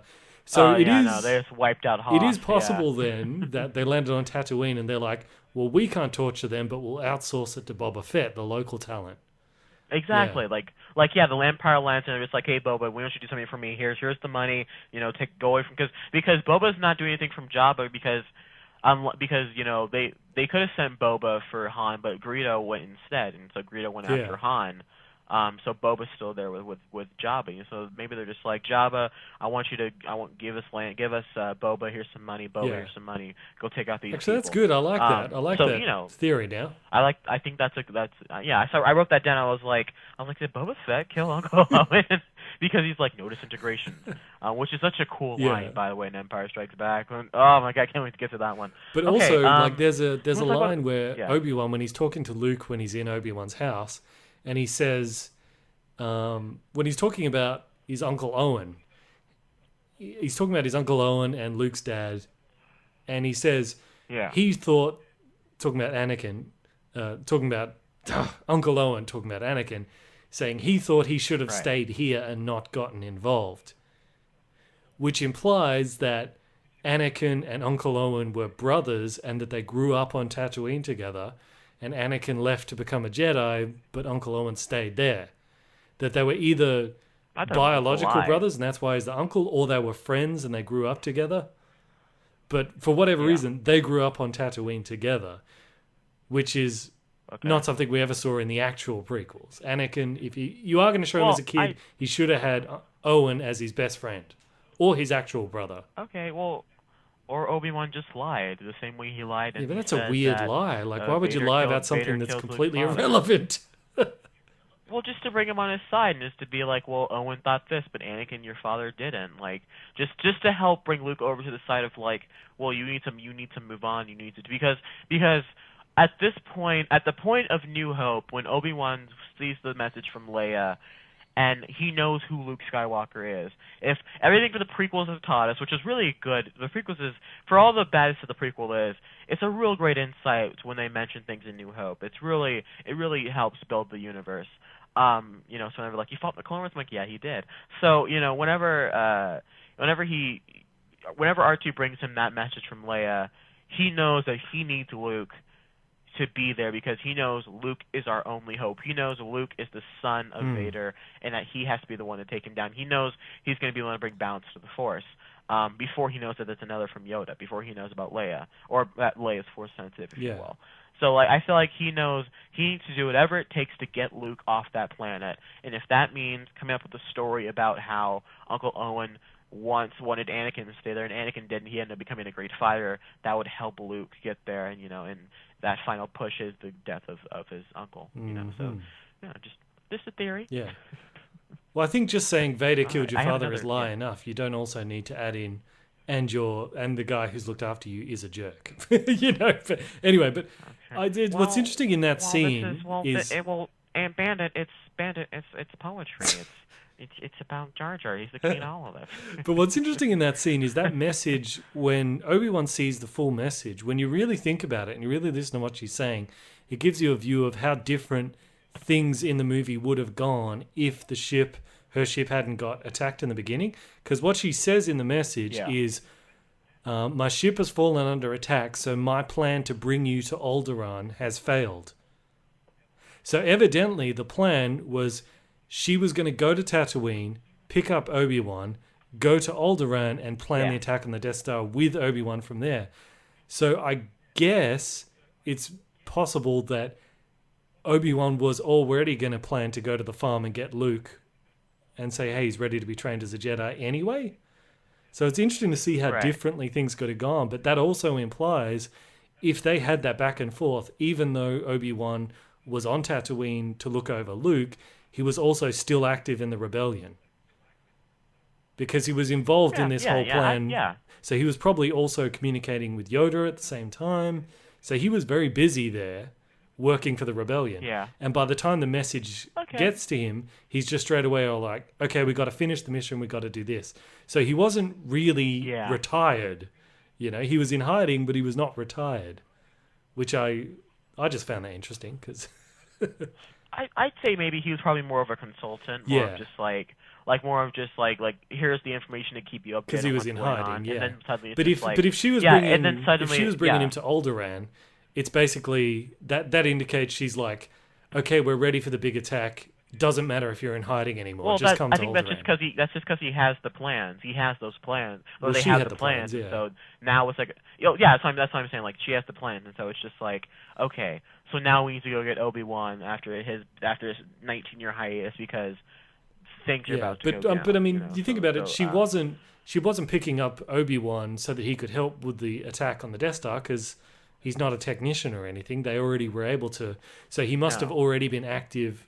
Like he must have been a higher level in the rebellion already to warrant being picked up. So, anyway, I think about it that way. That's a good point. That's a good point. Anyway, it's a deeper level in that. It's just interesting because there's like layers in the movie that you don't notice as much. So, but anyway. Yes. Okay, so I'm gonna tell you. I'm gonna tell you some of these notes I have written down. Let's talk about the special edition changes. Oh, hang on. I got some more cool bits. We briefly touched on them earlier. Oh. Okay. One thing about the lightsabers, they were supposed to be. George Lucas said the idea of the lightsabers was they were supposed to be more defensive weapons. I mean, they can be offensive as well, but. Well, in the original Ralph McQuarrie design, they look like lances. Okay. So, interesting.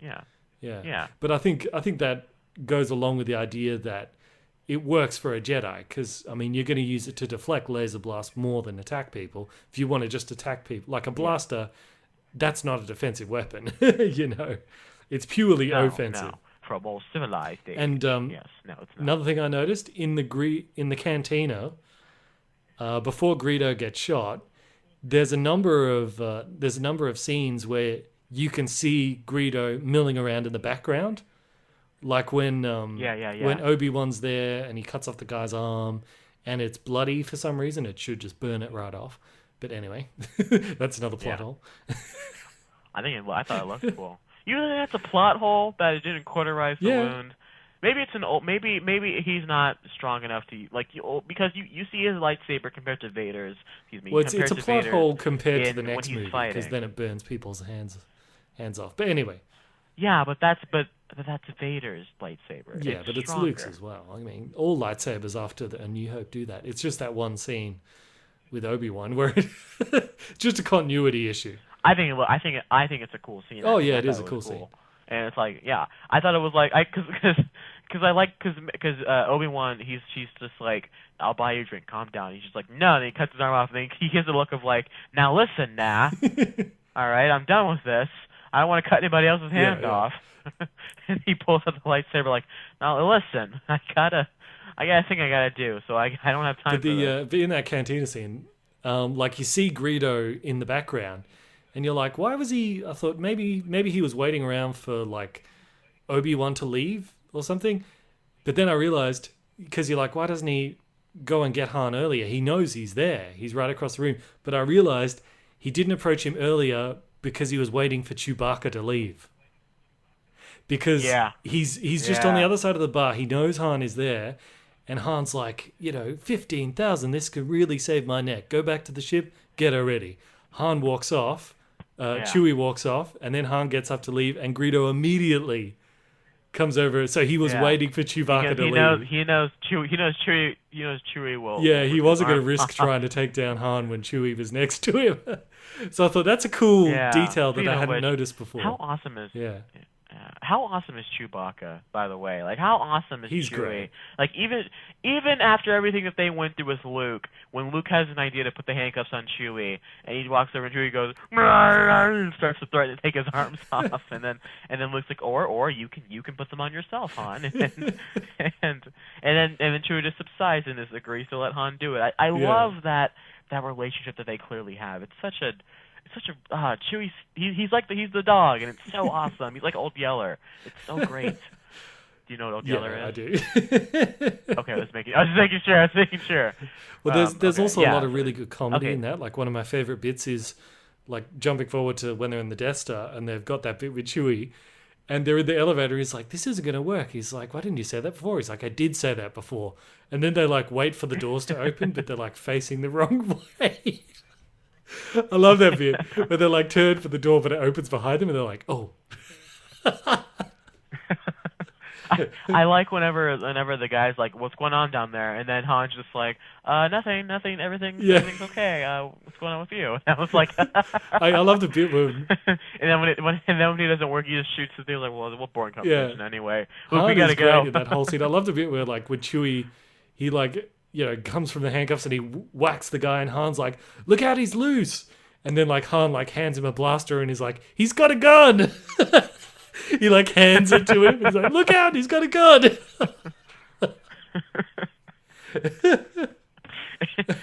Have you seen the Family Guy parody of this, of Star Wars? Yeah, I think I've seen one of them. I haven't seen all of them. It's really good. It's like, and they play on that whole Han Solo scene where he's talking to that guy in the intercom of where he's like, so what's going on with you? And then the guy just goes like, I don't know, I'm having some relationship troubles. And then Han like starts turning to a talk show radio host and like, you're listening to the Han Hour. And that Family Guy, I wrote that down too. That Family Guy parody is some real good stuff, and it makes some interesting points. Yeah, I just like whenever he's like, I know some maneuvers, and then he just darts slowly to the left, and then they lose him or whatever, and then it cuts to the Empire, and the parody of the Empire is like, wow, we lost a man. This guy knows some maneuvers, and it's just him moving slightly to the left, and it was. It's just some things that you don't really know. It's like, yeah, he really did know many of the maneuvers apparently until you see Empire. Yeah. I like. Yeah, okay. I think. Have you? There's actually like that final fight between Obi-Wan and Vader. One way I think that there's the prequels actually do add a bit to that fight, without actually. Obviously, they didn't plan this, but there's the bit where when they first show up. And he's like, when I left you, I was but the learner. Now I am the master. And Obi-Wan says, only a master of evil, Darth. And I think, like, when you go back and you watch the prequels and you know he was called Anakin and he was a Jedi, I think that adds a bit to that scene that when he's calling him Darth, it's kind of more like a slap in the face. Because he's like, I don't even acknowledge you you're not, as the guy I once knew. Yeah, you're not Anakin anymore. Yeah. So, like, that's a small way that it actually helped. Somehow, and you can when you see that fight in Revenge of the Sith, you can really feel that anger in Darth Vader of like especially when he senses him, he's like, I feel a disturbance that I haven't felt since you guys come with me. Whenever, and so he's just like, Obi-Wan. That's a plot hole as well, by the way. Obi-Wan Kenobi. He can sense Obi-Wan's in the ship, so he should walk in the ship and find him, but he doesn't. He turns around, leaves, goes the other direction, and goes back to Tarkin. Plot hole. You know what that is? That's lazy writing. That's what it is. He did it because they needed to escape from the ship. You want to talk lazy writing? You want to talk Terminator Genesis? I'm not saying the movie sucks. I'm just pointing out that it wouldn't survive today. No. You want to point out some lazy writing? Okay, well, how about this? How about characters time travel back into the modern day, if you will, get hit by a car going at least 40 miles an hour, crash the car, and then they don't get even hurt. They just keep walking. Yeah, you're right, because action movies never have people surviving dangerous injuries at all. Action movies always need to have people be immediately killed at the first injury. You're right. That's the making of a good action movie. And militaristic movies have people reporting to their first officers. But not if the person that you're looking for is like right over there and you can sense him in the floor. Come on. He's going to tell Tarkin, he's like, dude, Obi-Wan's here. And then he's just like, nah, man, Obi-Wan's not here. And then the ship goes down. He's like, oh wait, Obi-Wan's here. Go take care of Obi-Wan. And then he does. That's like the scene in Inglourious Bastards where he realizes the Jews are under the floor. He's like, I know they're under the floors. Wait here. Leaves the house, jumps in his car, drives all the way back to his base to his commander. And he's like, I think they're in the floorboards right underneath me. The commander's like, well, why the hell did you come over here? You should have got them. Yeah. That's basically what it is. Okay. So, I'm just pointing out, Okay. I know. I'm just saying that your argument of Terminator Genesis that it's an action movie makes it is an action movie. That does not excuse anything. It's an action movie. It's called, Terminator Genesis. It's classified as an action movie. It is an action movie. I know it's an action movie. That doesn't excuse. That doesn't excuse the plot. I know you like to say it's a sci-fi, but it isn't. It's an action movie. It is a sci-fi movie. It's an action movie first with sci-fi elements. Robots, time travel, lasers, because future. It's 2001: A Space Odyssey is not a sci-fi, right? Terminator Genesis is. Come on. It's an action movie first with some sci-fi elements. Anyway, it's not the point. You could have multiple sci-fi movies. Star Trek it's not a sci-fi movie. It's an action movie. Gravity's a sci-fi movie. It is. And it's nothing like Terminator Genesis. Because Terminator Genesis is not a sci-fi. It's better. It's definitely better. Who cares? It's not even important. I'm just saying. Back to New Hope. I'm sorry. I have to bring it up. Every time you bring it up, it believe that. derails the show Okay. for 10 minutes. That's we argue about it. I know. I'm sorry. Put the timestamp and we'll cut it out. I refuse. Okay. I refuse. I have another positive Yeah. to talk about. Peter Cushing as Tarkin. Oh, he's great. He's great, and he looks like just a sickly, gross. Like you can when Leia's like, oh, I can feel your stench a mile away, and I was like, oh yeah, he looks like he stinks. I don't know. I think he does such a great job. I love the fact that he wore slippers up that entire movie because he has the. He didn't like the boots, so they had him wearing slippers the whole time. Yeah. Yeah. Charming to the last. And I love how the foreshadowing of cockiness is kind of delivered whenever Han's like, "Great kid, don't get cocky," because clearly getting cocky gets you killed in the Star Wars universe. Because Tarkin got cocky. And the Emperor, your overconfidence is your weakness. Yeah, it's a common thing. Yeah. And he's like, I think you're overestimating their abilities. Whenever New Hope, and then mind you, Han Solo never died, so I guess. I guess Han Solo's cockiness didn't get him killed, but that's okay. Well, we'll see if he gets cocky in Episode 7 because we don't know what's going to happen. Yeah, well, I guess eventually he will die. Everyone dies eventually. Yeah. But the whole idea of hyperspace in Star Trek, George Lucas said that was basically his version of the Star Trek beaming, because beaming in Star Trek is just a story device to save time.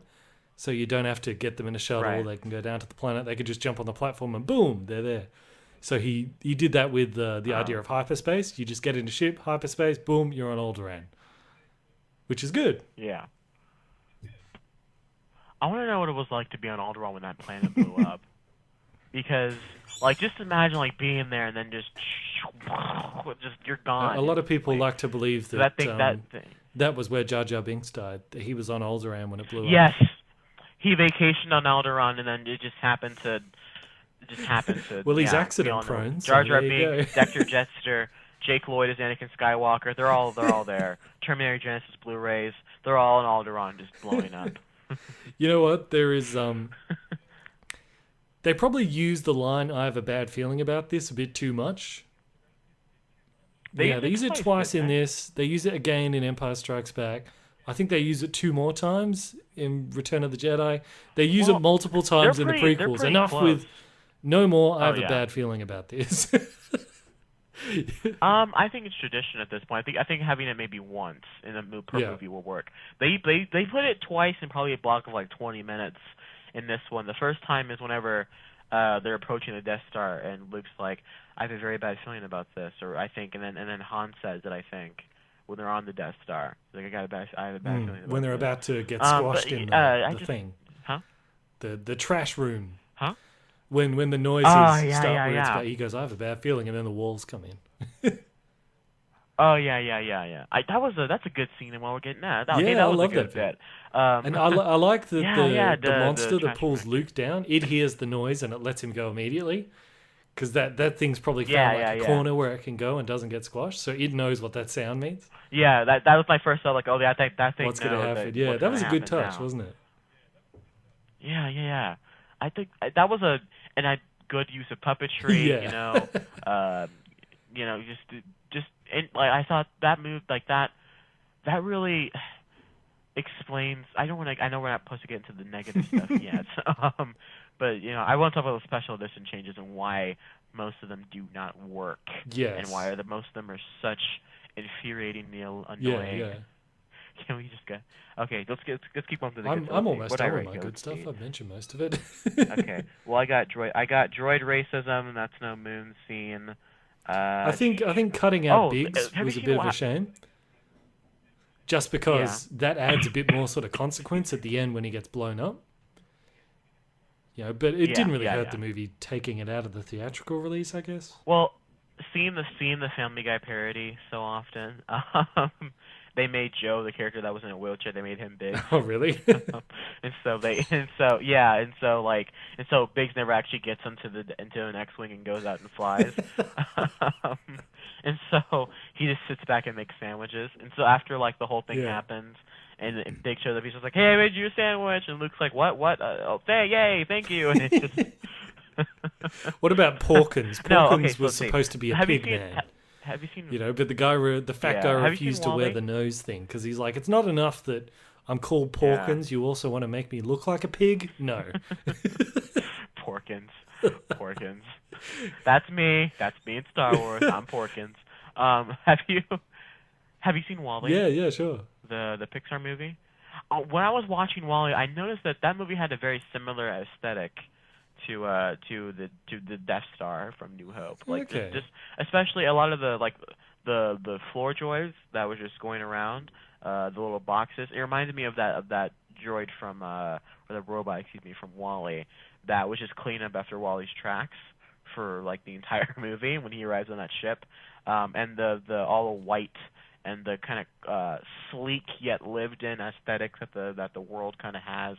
I felt that it felt very WALL-E at points, especially when they were on the Earth. It was very deserty and Tatooine and all that. I thought the similarities were kind of weird. It was like, hey, this is very similar. It could have been an homage. Do you want to talk about the special edition changes? Yes, let's talk about that. Can I start? Start with the Greedo scene? Yeah. First of all, which side do you take? Did Han shoot first, or did Greedo shoot first and miss? I don't really think it matters. No, it does. It absolutely matters. Greedo's dead. That's all that really matters. Is that Han kills Greedo. No, here's the reasons why I think that's really terrible. Because when you first meet Han Solo, he's a selfish jerk who only cares about money. But by the end of Return of the Jedi, he's an honorable man fighting for a good cause. So I think him shooting Greedo kind of in cold blood there is okay, because that sets up the beginning of his journey. But later, George Lucas is like, oh, that's kind of cold-blooded, he kills Greedo. So he makes it that Greedo shoots first, so it's more like self-defense. But he doesn't get that it's okay for him to be kind of a bad guy there, because it's about him becoming good at the end. But having Greedo shoot first really undercuts all of that. And also it's stupid that Greedo can't hit him from right across the table. Well, plus there's a little head he just slightly moves his head to the side. It's like, come on. Well, his Photoshop his head to the left, 3 pixels. Listen, my whole thing on that Han shooting first argument, well, kinetically speaking, they shoot at the same time. As is the Blu-ray, which is the version I saw, they shoot at the same time. Which this is my opinion on George Lucas for talking about his special changes. People give him credit for creating this world, for creating Star Wars, for giving the world this masterpiece of a movie, and it's a really good movie. But I can't give George Lucas credit anymore because he doesn't see it as his. To the 1977 original version of Star Wars is not his Star Wars. He's gone on record and he has said that he does not like that movie. He does not like anything about it except for the score. So to him, that's not his movie, so why should we give him credit for something that he doesn't even like? To where he accepts Jar Jar Binks. Still, even at D23 when he got his award, he brought up Jar Jar Binks. He does things like the Trade Federation. The prequels are his babies. Star Wars New Hope is not his baby. That's why he left Empire, because he didn't want to work closely with people. And then he got the idea of merchandising from the millions of dollars he got from Star Wars, so that it really bled its way into Return of the Jedi. So I can't give him credit for starting off this franchise anymore because he doesn't see it as his. I can give him credit for doing the special editions and for doing the prequels. And the special edition, that's his vision. And I agree. And I think over time now, enough information has come out about what his original vision of Star Wars was, that we can see that Star Wars is what it is because there were people there fixing his terrible ideas. Yeah, have you seen that comic book about the original script? No, I've heard about it though. Into a comic. Yeah, I just like the dark side was going to be called the Bogan. Vader was going to be a short, greedy, rat-faced man. Han Solo was going to be a green alien. Luke was going to be a 65-year-old man with a robot head. It's terrible. Yeah, Luke Those are Starkiller. all awful ideas. Yeah. Thank God he didn't get his way back there. Yeah. And that's my point. Like Star Wars is a great movie, but that's not George Lucas's movie. That's not. People give him too much credit. Yes, in my I agree. opinion. He got the wheel rolling, but that's not his wheel anymore. He does not take credit for that anymore. So why should we? I think. Yeah, I agree. I think like the original Star Wars trilogy, to a lesser extent, the last one, for like reasons you said. Yeah. But I think it's really that whole trilogy is a testament to having lots of really creative people all funneling their creativity into this franchise. And George Lucas was able to just sort of slap his name on it, but he wasn't the mastermind behind it that people said he was for such a long time. I think he's a business mastermind. Oh yeah, definitely. Because he had the hindsight to just, he said, you know what? Don't pay me for this one. Give me the rights to the sequels. Give me the rights to the toys. And Star Wars was so popular that the toys was, and we'll get back to the movie in a second, but the toys, they had to give boxes to kids and be like, hey, come back in December or come back later because toys are out of stock. You can get your toy. Send this in the mail or whatever. And I'm like, what? Like he's like, this is like such a huge, for lack of a better term, empire that he's created, and I can give him credit for the fan base that has arisen from Star Wars, but I cannot give him credit for doing the original New Hope. Okay. But also, like, I think, like, going back to like the special edition changes, like one of the reasons why we can see that that's true, that George Lucas doesn't really get Star Wars because it wasn't really his in many ways, is like when he does go back and insert a lot of those scenes, it contradicts or breaks what was already there in the film. Like in the Greedo, in the inserted scene in A New Hope where Han talks to Jabba, it's immediately after Greedo getting shot, but Greedo's in the background. There's actually three of that species, so you could say, they're all, but one of them, he's dressed in exactly the same clothes that Greedo had. The other two are dressed differently. And he has the same dialogue. Yes, exactly. It's the same conversation you have with Greedo. Exact same thing. Ugh. Yeah. Yeah, it's really more or less everything and the Mos Eisley spaceport that really gets me. Like from the point that they really go to Mos Eisley, there are some things before when they're looking for them and they find that thing, like, look, sir, droids, and there are the creatures in the background which suck. But once they get there and there are these things flying around, and there's a scene where I don't know if it's like a CG bantha and or whatever. And it walks right in front of the camera. Like it's a swing. Oh. Yes, and it's just this weird, like, what is this? What is this, like, PS2 graphics that I'm seeing right now, or like PS1 and 64 and look, graphics even if you could create that CGI creature back then with today's standards, where it looks really, really good, you don't put it between what's happening in the scene and the camera. No. It's blocking our vision of what's going on. Like, isn't that just like basic? Any director with half a brain would know that, but George Lucas doesn't. Well, no, Bandit, because it's poetry. I want to. You've heard that? You've heard that, right? Where like he would say cut, and they'd be like, "Well, what do I do now?" He's just like, "Well, be faster and more intense." Like that's his direction stuff. So that's kind of been a thing in Star Wars, and that's why I put it in the intro. Yeah. I can't. I don't see. I've lost a lot of. I don't want to say respect. I've lost a lot of care for George Lucas over my years. I think the only problem I have with him is like, even like we said, all the different stuff from like, was he really the mastermind? Was he? I can overlook all that stuff. In my books, where he really went wrong is not even making the special editions. Like, it's not that bothers me, because people make special editions of stuff all the time. But what you don't do is you don't then take that special edition, replace the original, and then try to erase the original from history so no one can ever see it again. That's not cool. You don't do that. Like, no. You don't go back and replace the original guy's voice for Boba Fett. No, with Tamara Morrison. You don't do that. As you wish, the weird Australian. Yeah, like it's okay to come up with a special edition or a director's cut. People do that. Like Spielberg did that with E.T. Blade Runner has like 60. Yeah, like the E.T. disc has the special edition, but it's still got the original one on there if you want to see that. See, George Lucas has tried to remove that option. They don't suddenly and that's a slap in the face to the fans. Is what I think. Yeah, walkie-talkies aren't canon in ETs, kind of. Yeah. That for I don't know. That's a change. Yeah, you removed the guns and made them walkie-talkies.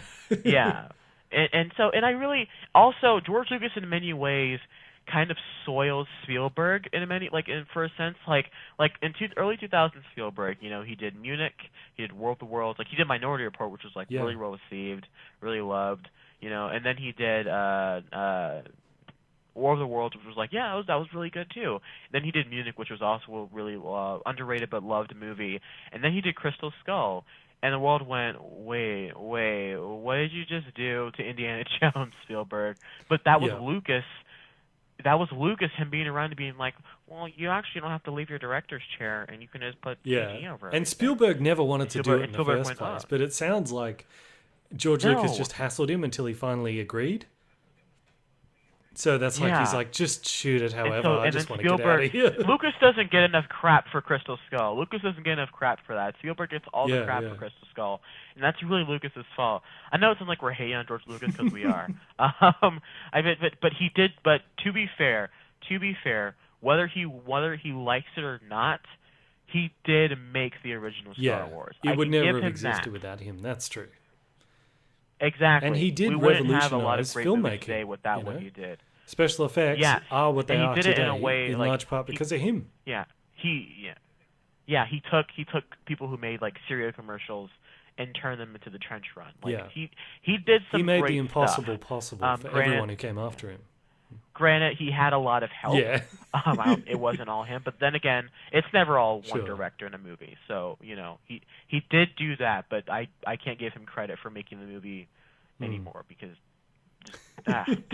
Okay. The only other thing I had written here was, well, I mean, there's more stuff in the other movies, but just in this one, in the cantina scene, there's a bit where. There's a bit where right when Obi-Wan pulls out the saber, but before he cuts the guy's arms off, the bartender ducks behind the bar and he shouts, "Code Black! Code Black!" when he jumps down. Code Black! Code Black! And it's like... Code Black! Code Black! We got a Jedi! And in the original movies, he shouts Code Black, ducks down, then a little bit later the stormtroopers show up. And I thought, oh, maybe the Code Black is he was calling the cops, basically.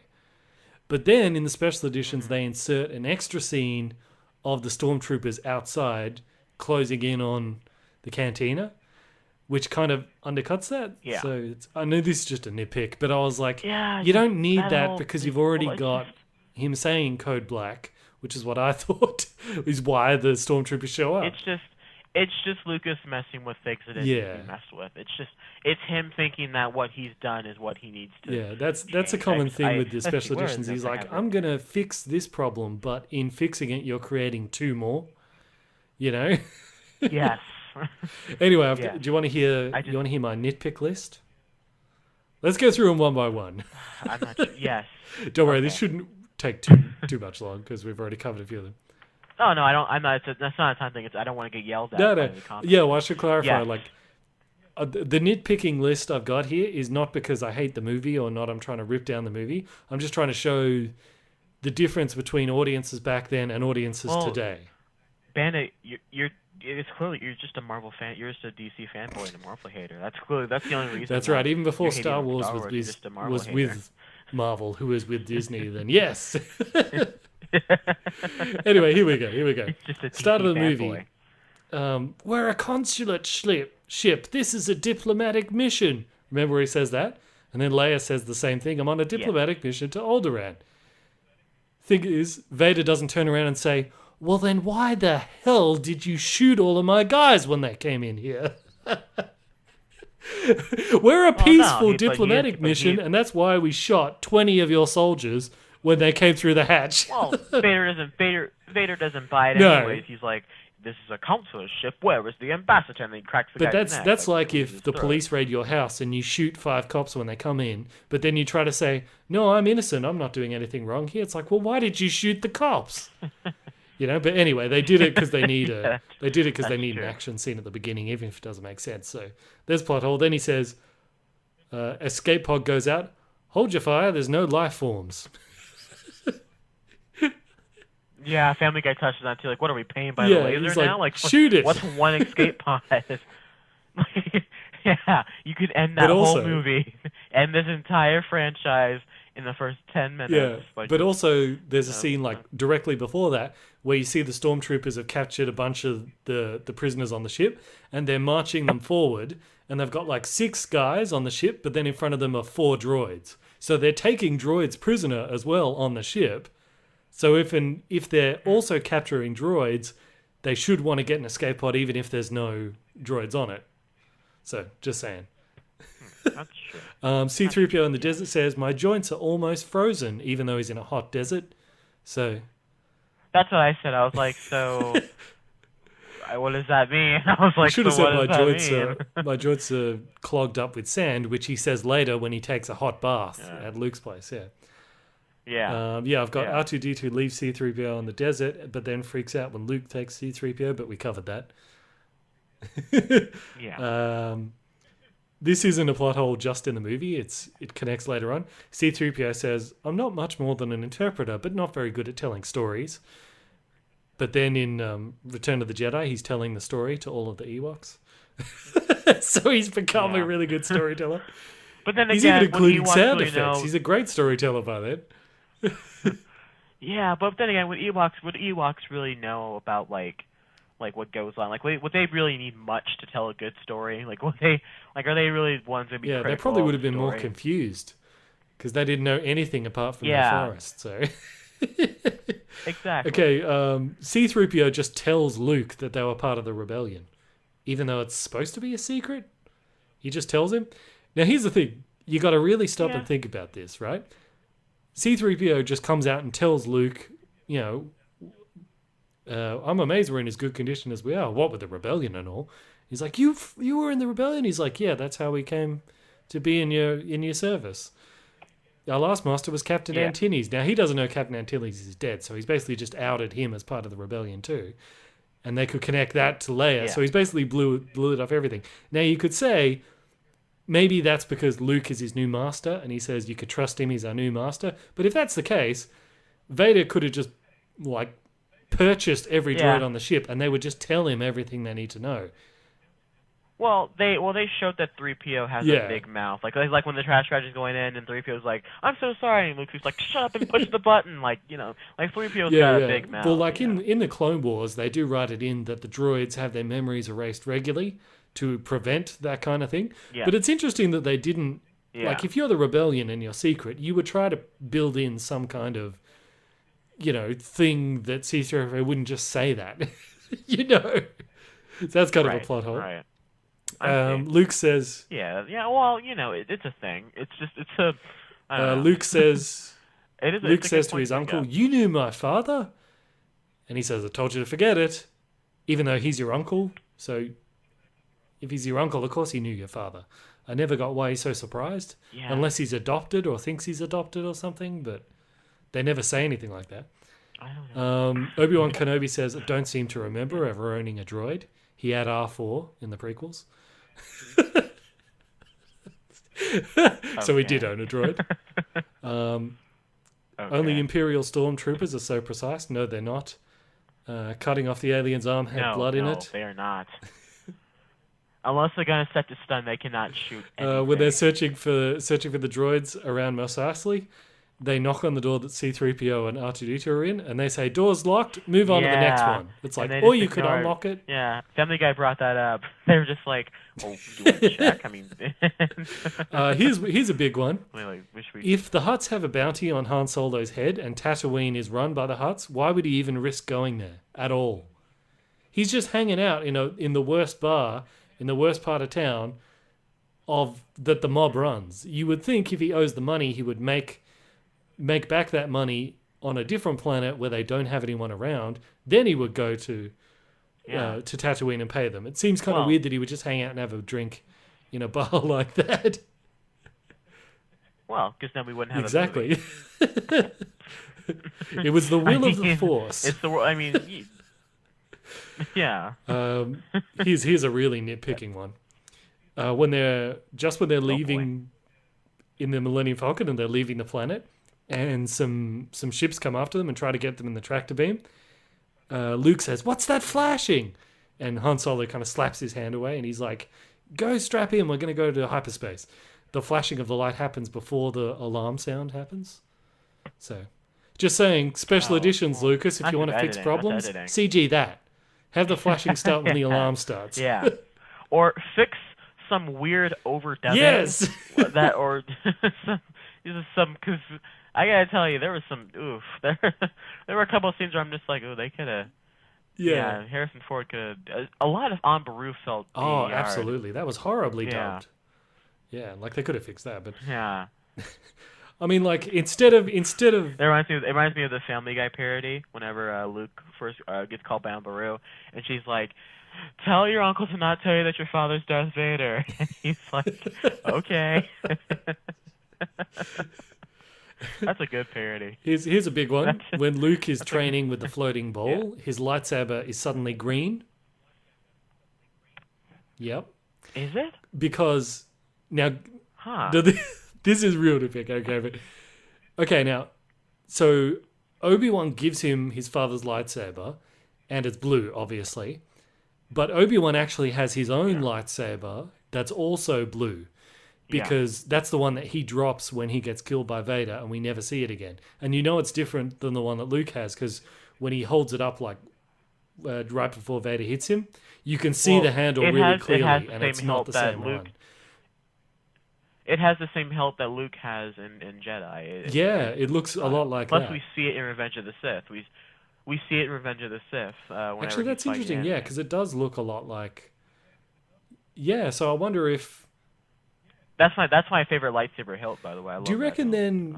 so if Luke constructed a new lightsaber in Return of the Jedi, do you think he built it like Obi-Wan? Because instead of emulating his father, he was now emulating Obi-Wan?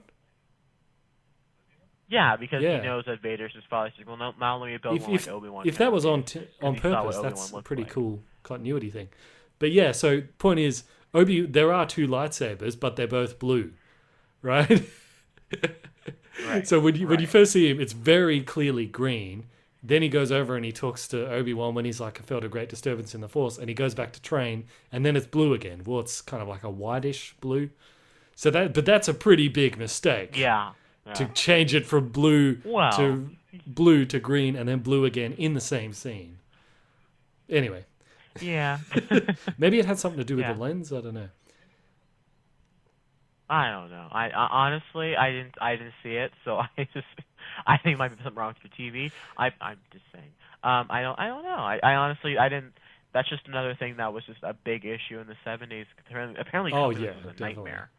So, well, Vader, he has a line where he says, when he's talking to Tarkin, and Tarkin's like, "She lied to us. Terminate her immediately." And Vader says, "I told you she would never consciously betray the rebellion." The actor's speaking and waving his hands around after the line is finished. Why don't you fix that, Lucas? Yeah. Well, because Bandit, that's poetry that shows that Vader is Jar Jar. When they arrive at Alderaan, Han says, "The planet's not there. It's been totally blown away." And then Luke says, "How?" And Obi-Wan says, "Destroyed by the Empire." And Han says, "That's impossible," even though he just said it's been totally blown away. Yeah, well, I think. So Also, I have my own. I have my own little nitpick. Would there be that little of like chunks from a planet just being destroyed?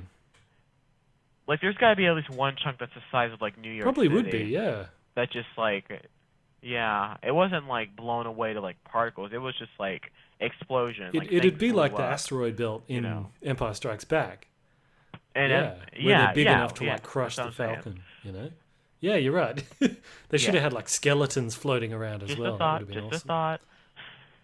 I'm gonna get so much hate for this. You hate Star Wars.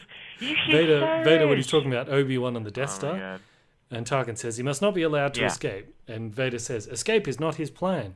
Actually, it was his plan. Was it? I always thought he knew, because remember he tells Luke, he's like, we have different paths to go down. I always thought he knew he wasn't getting off that ship alive. Yeah, I suppose you could say that. Alive. Yeah, but it's like at the same time he's there to shut down the tractor beam so that they can escape. So it kind of is his plan.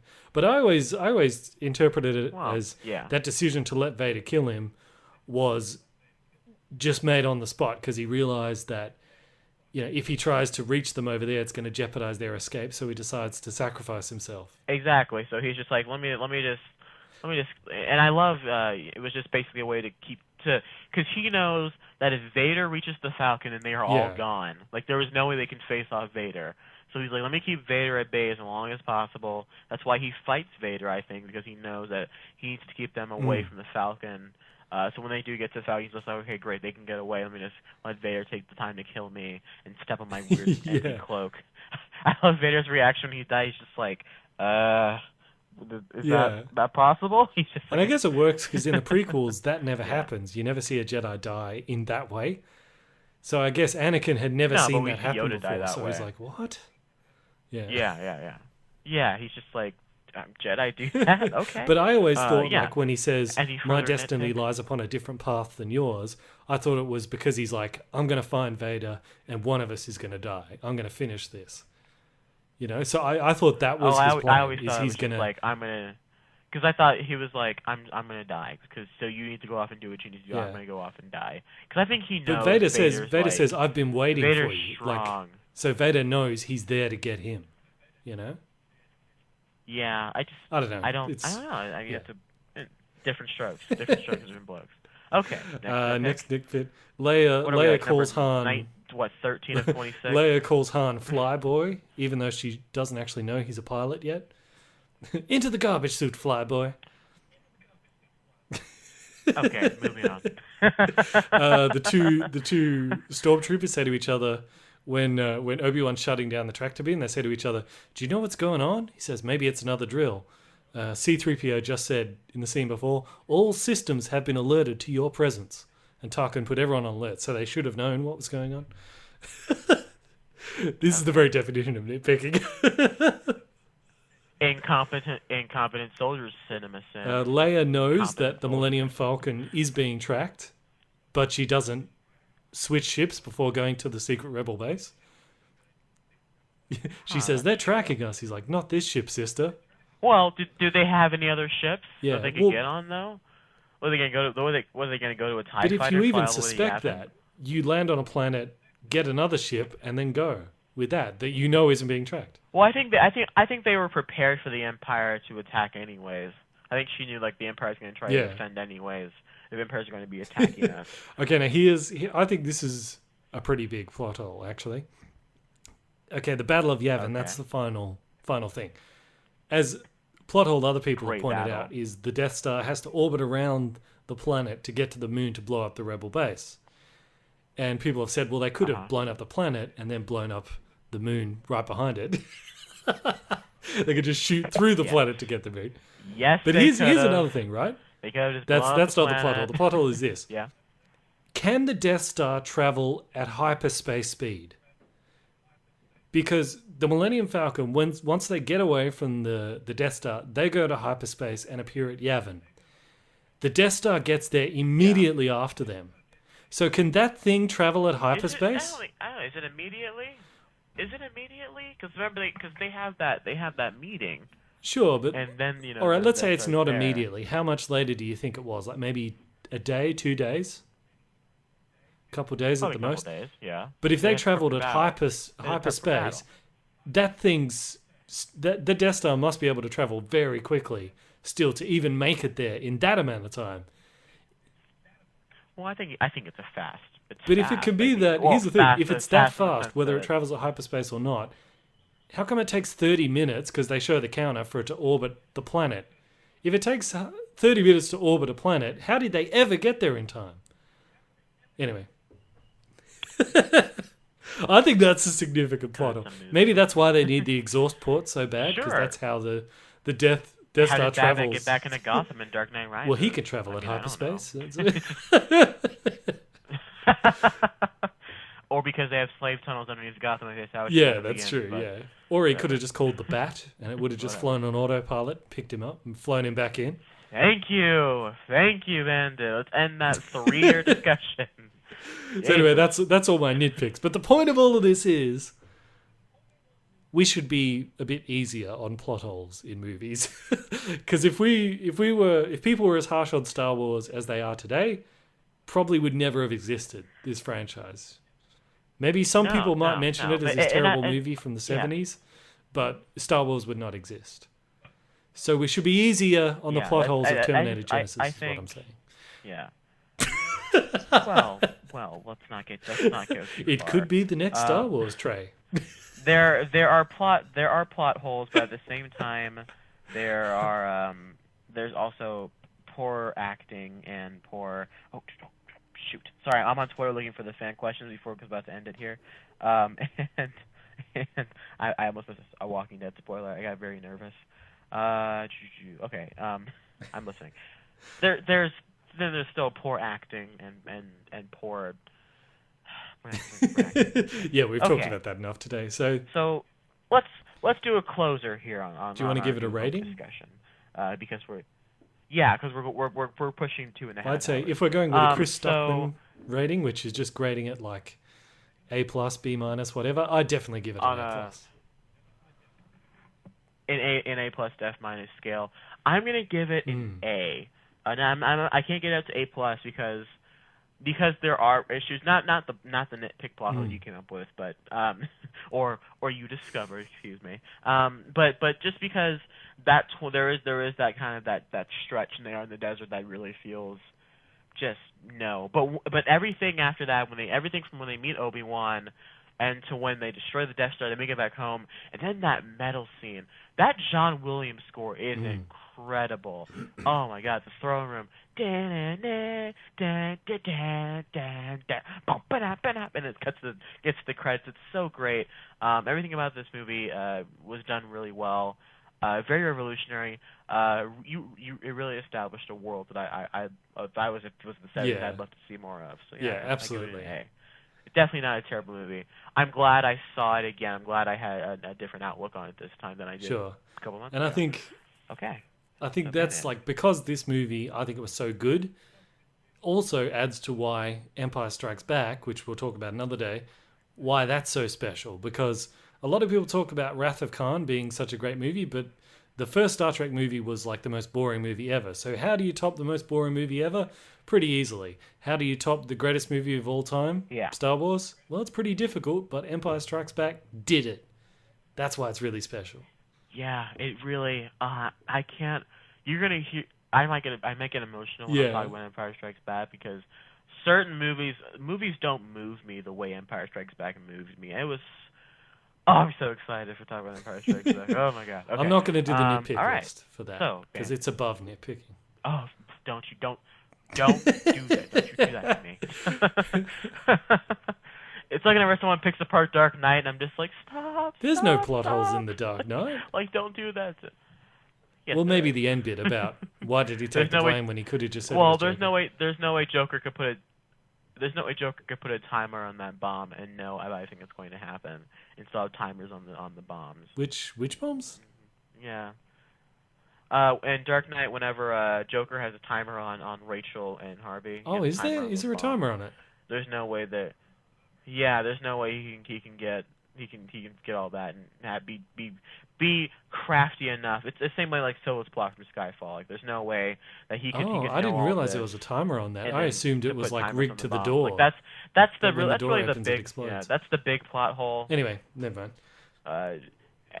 Yeah, but to answer the whole why didn't they blame it on the Joker thing, because then you would just be lying about what the Joker did, and you'd just be proving that you'd be proving Joker's point that the world is as sick and cruel as he is. But you kind of prove it even more so if you wrongly take the blame for something. Well, Batman did kill Harvey Dent, so in many ways he took on Harvey Dent. He did kill. He took on Harvey Dent's sins. So Batman kills a lot of people. He took on Harvey Dent's sins. Well, Batman's killed people in the comics, so let's get past that. He's all about that. So, I'm a big defender of the Nolan Batman trilogy. I'll admit, Rises has some problems, but all movies have problems. Sure. But Dark Knight is near perfect. Bandit. It's about as close to perfect as it can get. We've established it's the best movie of all time, in my opinion. Like, just holy Jesus! If we can do a whole episode on Dark Knight, and it is. Oh. Excuse me, I'd like to ask you a few questions. Listener questions. Okay, so we'll do listener questions, and for you guys who don't know, you can tweet. Bandit puts out a tweet or Facebook post either every week or on his Facebook and Twitter page, in which he asks for you guys to put in listener questions, which we ask on the what you ask, we put on the podcast. Yes, and we had a lot of leftover ones from last week. That at Bandit so we wanted to go back and cover them. So we banked some of them. Yeah. Okay. So on Twitter, Sam Gavin at Samuel Gavin, I think, asked favorite Bond theme song. Oh, did we answer this? I think we might answer this. Oh, anyway, mine is Live and Let Die. Oh, that's a great one, man. That's a really Live and Let Die is that's a special. Man, that's good. That's a good choice. I'll probably go Skyfall. Either Skyfall or You Know My Name from Casino Royale, just because that was. You Know My Name is just it's such a change. It feels like an 80s song, but it's not an 80s song. It's like bow bow bow bow bow bow wow wow. Yeah. It's just the gun barrel. Everything about that song is just great. But Skyfall, I think, is the closest we've gotten to having another Shirley Bassey song from the 60s. Like, Skyfall feels like straight up Goldfinger. Everything from the orchestra, like just Skyfall is one of those songs that when you hear, you're just like, this is such an incredible song and in a really good movie, which you hate. Yeah, but it's a good song. Sure. But then, of course, you got the classics. You got Goldfinger, the classics. You Only Live Twice. Diamonds Are Forever. Those older songs that are just kind of a staple of our culture. But Live and Let Die it kind of loses me with the whole reggae part of the song where it goes dun dun dun, dun why does it matter? That kind of reggae part I'm not a big fan of, but that just the build up and then to live and let die, bow bow. It's great. Totally. Okay. I got Ryan Yeah. Farr here on Facebook says, with Halloween season in full swing, what is your favorite horror movie monster? Bracket. Robot monster, anyone? Is there a robot monster? Maybe Megatron? No, he sucks. Godzilla. there's Mechagodzilla. Yeah. My favorite that was my first, horror movie monster is probably The Thing. Ooh, James Carpenter's The Thing. It's about a shape-shifting alien. John Carpenter, sorry. I'm sorry. I don't want to be that guy. It's all right, it's fine. Yeah, he's a shape-shifting alien in the South Pole. Yeah. And Antarctica. Yeah. Yeah, he's got some. He basically he sort of consumes humans and then sort of produces a clone copy of them, which is actually an alien. And so it's kind of this whole thing where they're trapped in this weather station in the South Pole, no one else around, and they have to try to figure out who's human and who's not. And there's a really great scene where Kurt Russell gets the idea of testing their blood, because through a sequence of events, he's like, the alien we've seen before, if you cut off a finger, the finger can sprout little tentacle legs and run away. So each little part of the alien has its own. Yeah. So he gets blood samples and sticks a hot needle in each of them. And then when he gets to the alien, the blood goes, blah! And it kind of and they're like, it's that guy. And they can sort of morph into, because that alien's cool because it's implied that this species has sort of conquered many other planets by just slowly replacing in this fashion other species. So whenever it needs to fight, it's kind of got a backlog of all these different alien species. So it can bring sort of weapons that different ones had. Sometimes it creates Like it just shoots spikes, or it can have tentacles, or it can, it has all these cool different things that it can do, and it's freaky. Like there's one where what and the where he does the what's it called? I was gonna say that scene. Because like one of the aliens pretends to have a heart attack because it doesn't want people to suspect it, but then the guy comes along with a heart defibrillator and hits it on the chest, and they've established that if it feels it's under threat, it will fight back. So then the second time he goes to hit it with that, the chest just breaks open in like these jaws, and his hands, so he goes to press down, the chest goes, breaks open, his hands go in, and then it goes, and just bites his hands off. And you just hear like the goofy like like chewing the hands, and you're just like, and then it just like pops out in this long weird they shoot it with a flamethrower, so the head detaches to escape from the flaming body and sprouts these spider legs. And just scurries away, and it's just like this weird kind of like. He shoots it with a flame. That thing's scary. Yeah. Oh my God, yes. Look, not much can top John Carpenter's Thing. You can argue Michael Myers is a movie monster too, because that you hate guy's the Babadook. soulless. Halloween's actually. You hate the Babadook. Huh? I was actually about to bring up the Babadook. In terms of and look, it's a recent horror film, sure, and don't get me wrong, I've seen a lot of the classic horror films. I've watched a lot of them, but the Babadook, or like I said when I first mentioned it, not many movies can make me feel like I'm 2 years old again. The Babadook brought back a feeling of like I'm like, as I'm doing this now, I'm looking underneath my bed and I'm sitting next to my closet. Not many movies can make me feel like there's a monster underneath my bed like the Babadook did. I'm a jumpy guy, and I get scared easily, but I'm not scared to stick with me. But I still can't look at like a corner in a movie anymore after watching the Babadook, because that monster, that thing.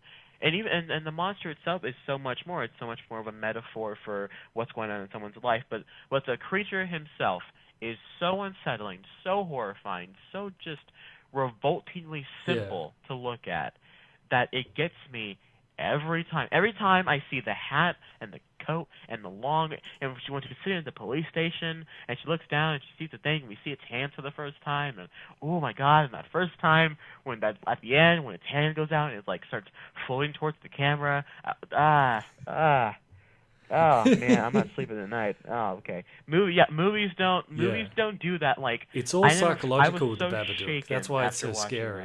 That. Yeah. It sticks with. It's so simple that it gets to stick with you. Like, I'm looking right now as we're talking. I'm like looking at my back and whatnot. Like, movies don't do that to me as much as the Babadook did. You can't like, get rid of the Babadook. If it's in a name or in a book. Exactly. Don't let it in. Babadook, duck. Yeah, dude. And when it talks for the first time. And she's looking underneath her covers, and it's like Babadook, and I'm just like, it's just movies. I'm telling you, movies don't scare me the way The Conjuring, Halloween, and the Babadook have in my life. Like, movies don't do that to me a lot, and then so the Babadook is just ugh. You got another question over on your one on the Twitter? I can look. Well, I've got another one here while you're doing that. It's got actually kind of a similar question in a way. It says, your best human villain of all time. For me, Hannibal Lecter. Okay. I think Hannibal Lecter is the best human villain I've ever seen. Ooh. He ate a man's liver the size of Father Bean and a nice Chianti. Yeah. He's great because like he's obviously scary. But he is. He's probably the most intelligent, because like just the thought that there's someone who's obviously horrible, he'll eat you. He's also extremely physically strong, Hannibal Lecter. Yeah, which was the idea that he can just see through you so completely, like he can just look you up and down. He already knows everything about you because he was a psychiatrist and all that sort of stuff. Like I think that's why he's the most interesting and the most scary of them. But I think he's also good because he kind of does have his own twisted sort of morality, I suppose. Like, I know it sounds weird that even though he kills and eats people, he still believes in manners. You know? Yes. I'm having a friend. Yeah. Yeah. Like he says to Clarice, he's like, I have no plans to visit you. That would be impolite. Or something like that, yeah. Yeah. Like, it's weird that when a villain who... Because many people say that the best villains are the ones who don't think that they're wrong. But, you know, and when we get to my villain, we'll come across that similar theme where Hannibal Lecter, in many ways, knows what he's doing is nefarious, but he just does it because he's not a monster. He's just ahead of the curve. Yeah. He's a lot like the Joker, actually, isn't he? My favorite human villain in a movie Joker, is Heath Ledger's Joker from The Dark Knight. Clearly, but that's an easy one, though. Do you want to pick another one? Just to mix it up, because sure. I mean, you can say Joker if you want. Just to mix it up. Okay, let me think. Well, I mean, we'll briefly touch on it. It's iconic, and it really it's the culmination of everything the Joker has been in the last 50, 75 years of comics. But if you want to think of another one, Norman Bates is pretty cool. Which one's he? That's pretty cool. Oh, from Psycho, From Psycho, Norman Bates. That's good. Yeah, that's pretty. Why he needing her to fly like that? Like that's a pretty. Who's pretty more scary, one. him or the mother persona that he has? Well, I think him because the mother. I'm now all jumpy because the mother has the mother gives a persona of it's just this kind of scary figure, but Norman is unsettling. Like the scene where he looks down and he's mugging at the camera is really just it shakes you down. Like it can tell of like I'm coming to get you. And then Alfred Hitchcock also put like a layover of a skull of the mother's skull over his face, and really just shows that the duality of his character is just gone. So, but I think my favorite might be actually we brought him up earlier, Michael Myers. I think because Halloween is my second favorite horror film of all time, and Michael Myers, he's just this soulless knife that's going to get what he wants, and he kills and gets away with it pretty much every time. You know what? I've never seen a Halloween movie ever. I've never seen any of those Halloween movies. Okay, well I won't give a. Do you know how the first Halloween movie ends? I know a bit about it just through stuff that I've kind of picked up through osmosis. Okay. Right. Okay. Yeah. Well. To not give anything away, because that's your new homework assignment. Go back to watch the original Halloween now. That's your homework assignment, because the original Halloween is the way it ends. It makes you go, my God, what can we do to stop this thing? And so I think I was like 10 when I first saw the first Halloween movie, and it sticks with you because you watch it with your friends, but that movie like changed me in a way of like. Now I know what it means to be scary. Like now I know how to scare people. And so I think whenever I think of a good villain, I think of Oh, that's right. Michael Myers. I was getting confused with Jason Voorhees. Yeah, Voorhees. He's Friday the 13th. Okay, so that's right. He's different, isn't he? Yeah. Yes, he's the one that wears the hockey mask. So which one's the Halloween one? He's the one that with the white expression. Oh, okay, so that's pretty similar to the hockey mask. Okay, I was getting confused because I know one of them doesn't show up to the sequel. If you look up Michael Myers, you'll immediately know when you see it. Okay, I completely forgot that maybe the culture's a little different, and maybe you don't know what Halloween is. No, not like the holiday. It's funny. It's funny Halloween here in Australia because it's like sometimes you get people showing up and being like.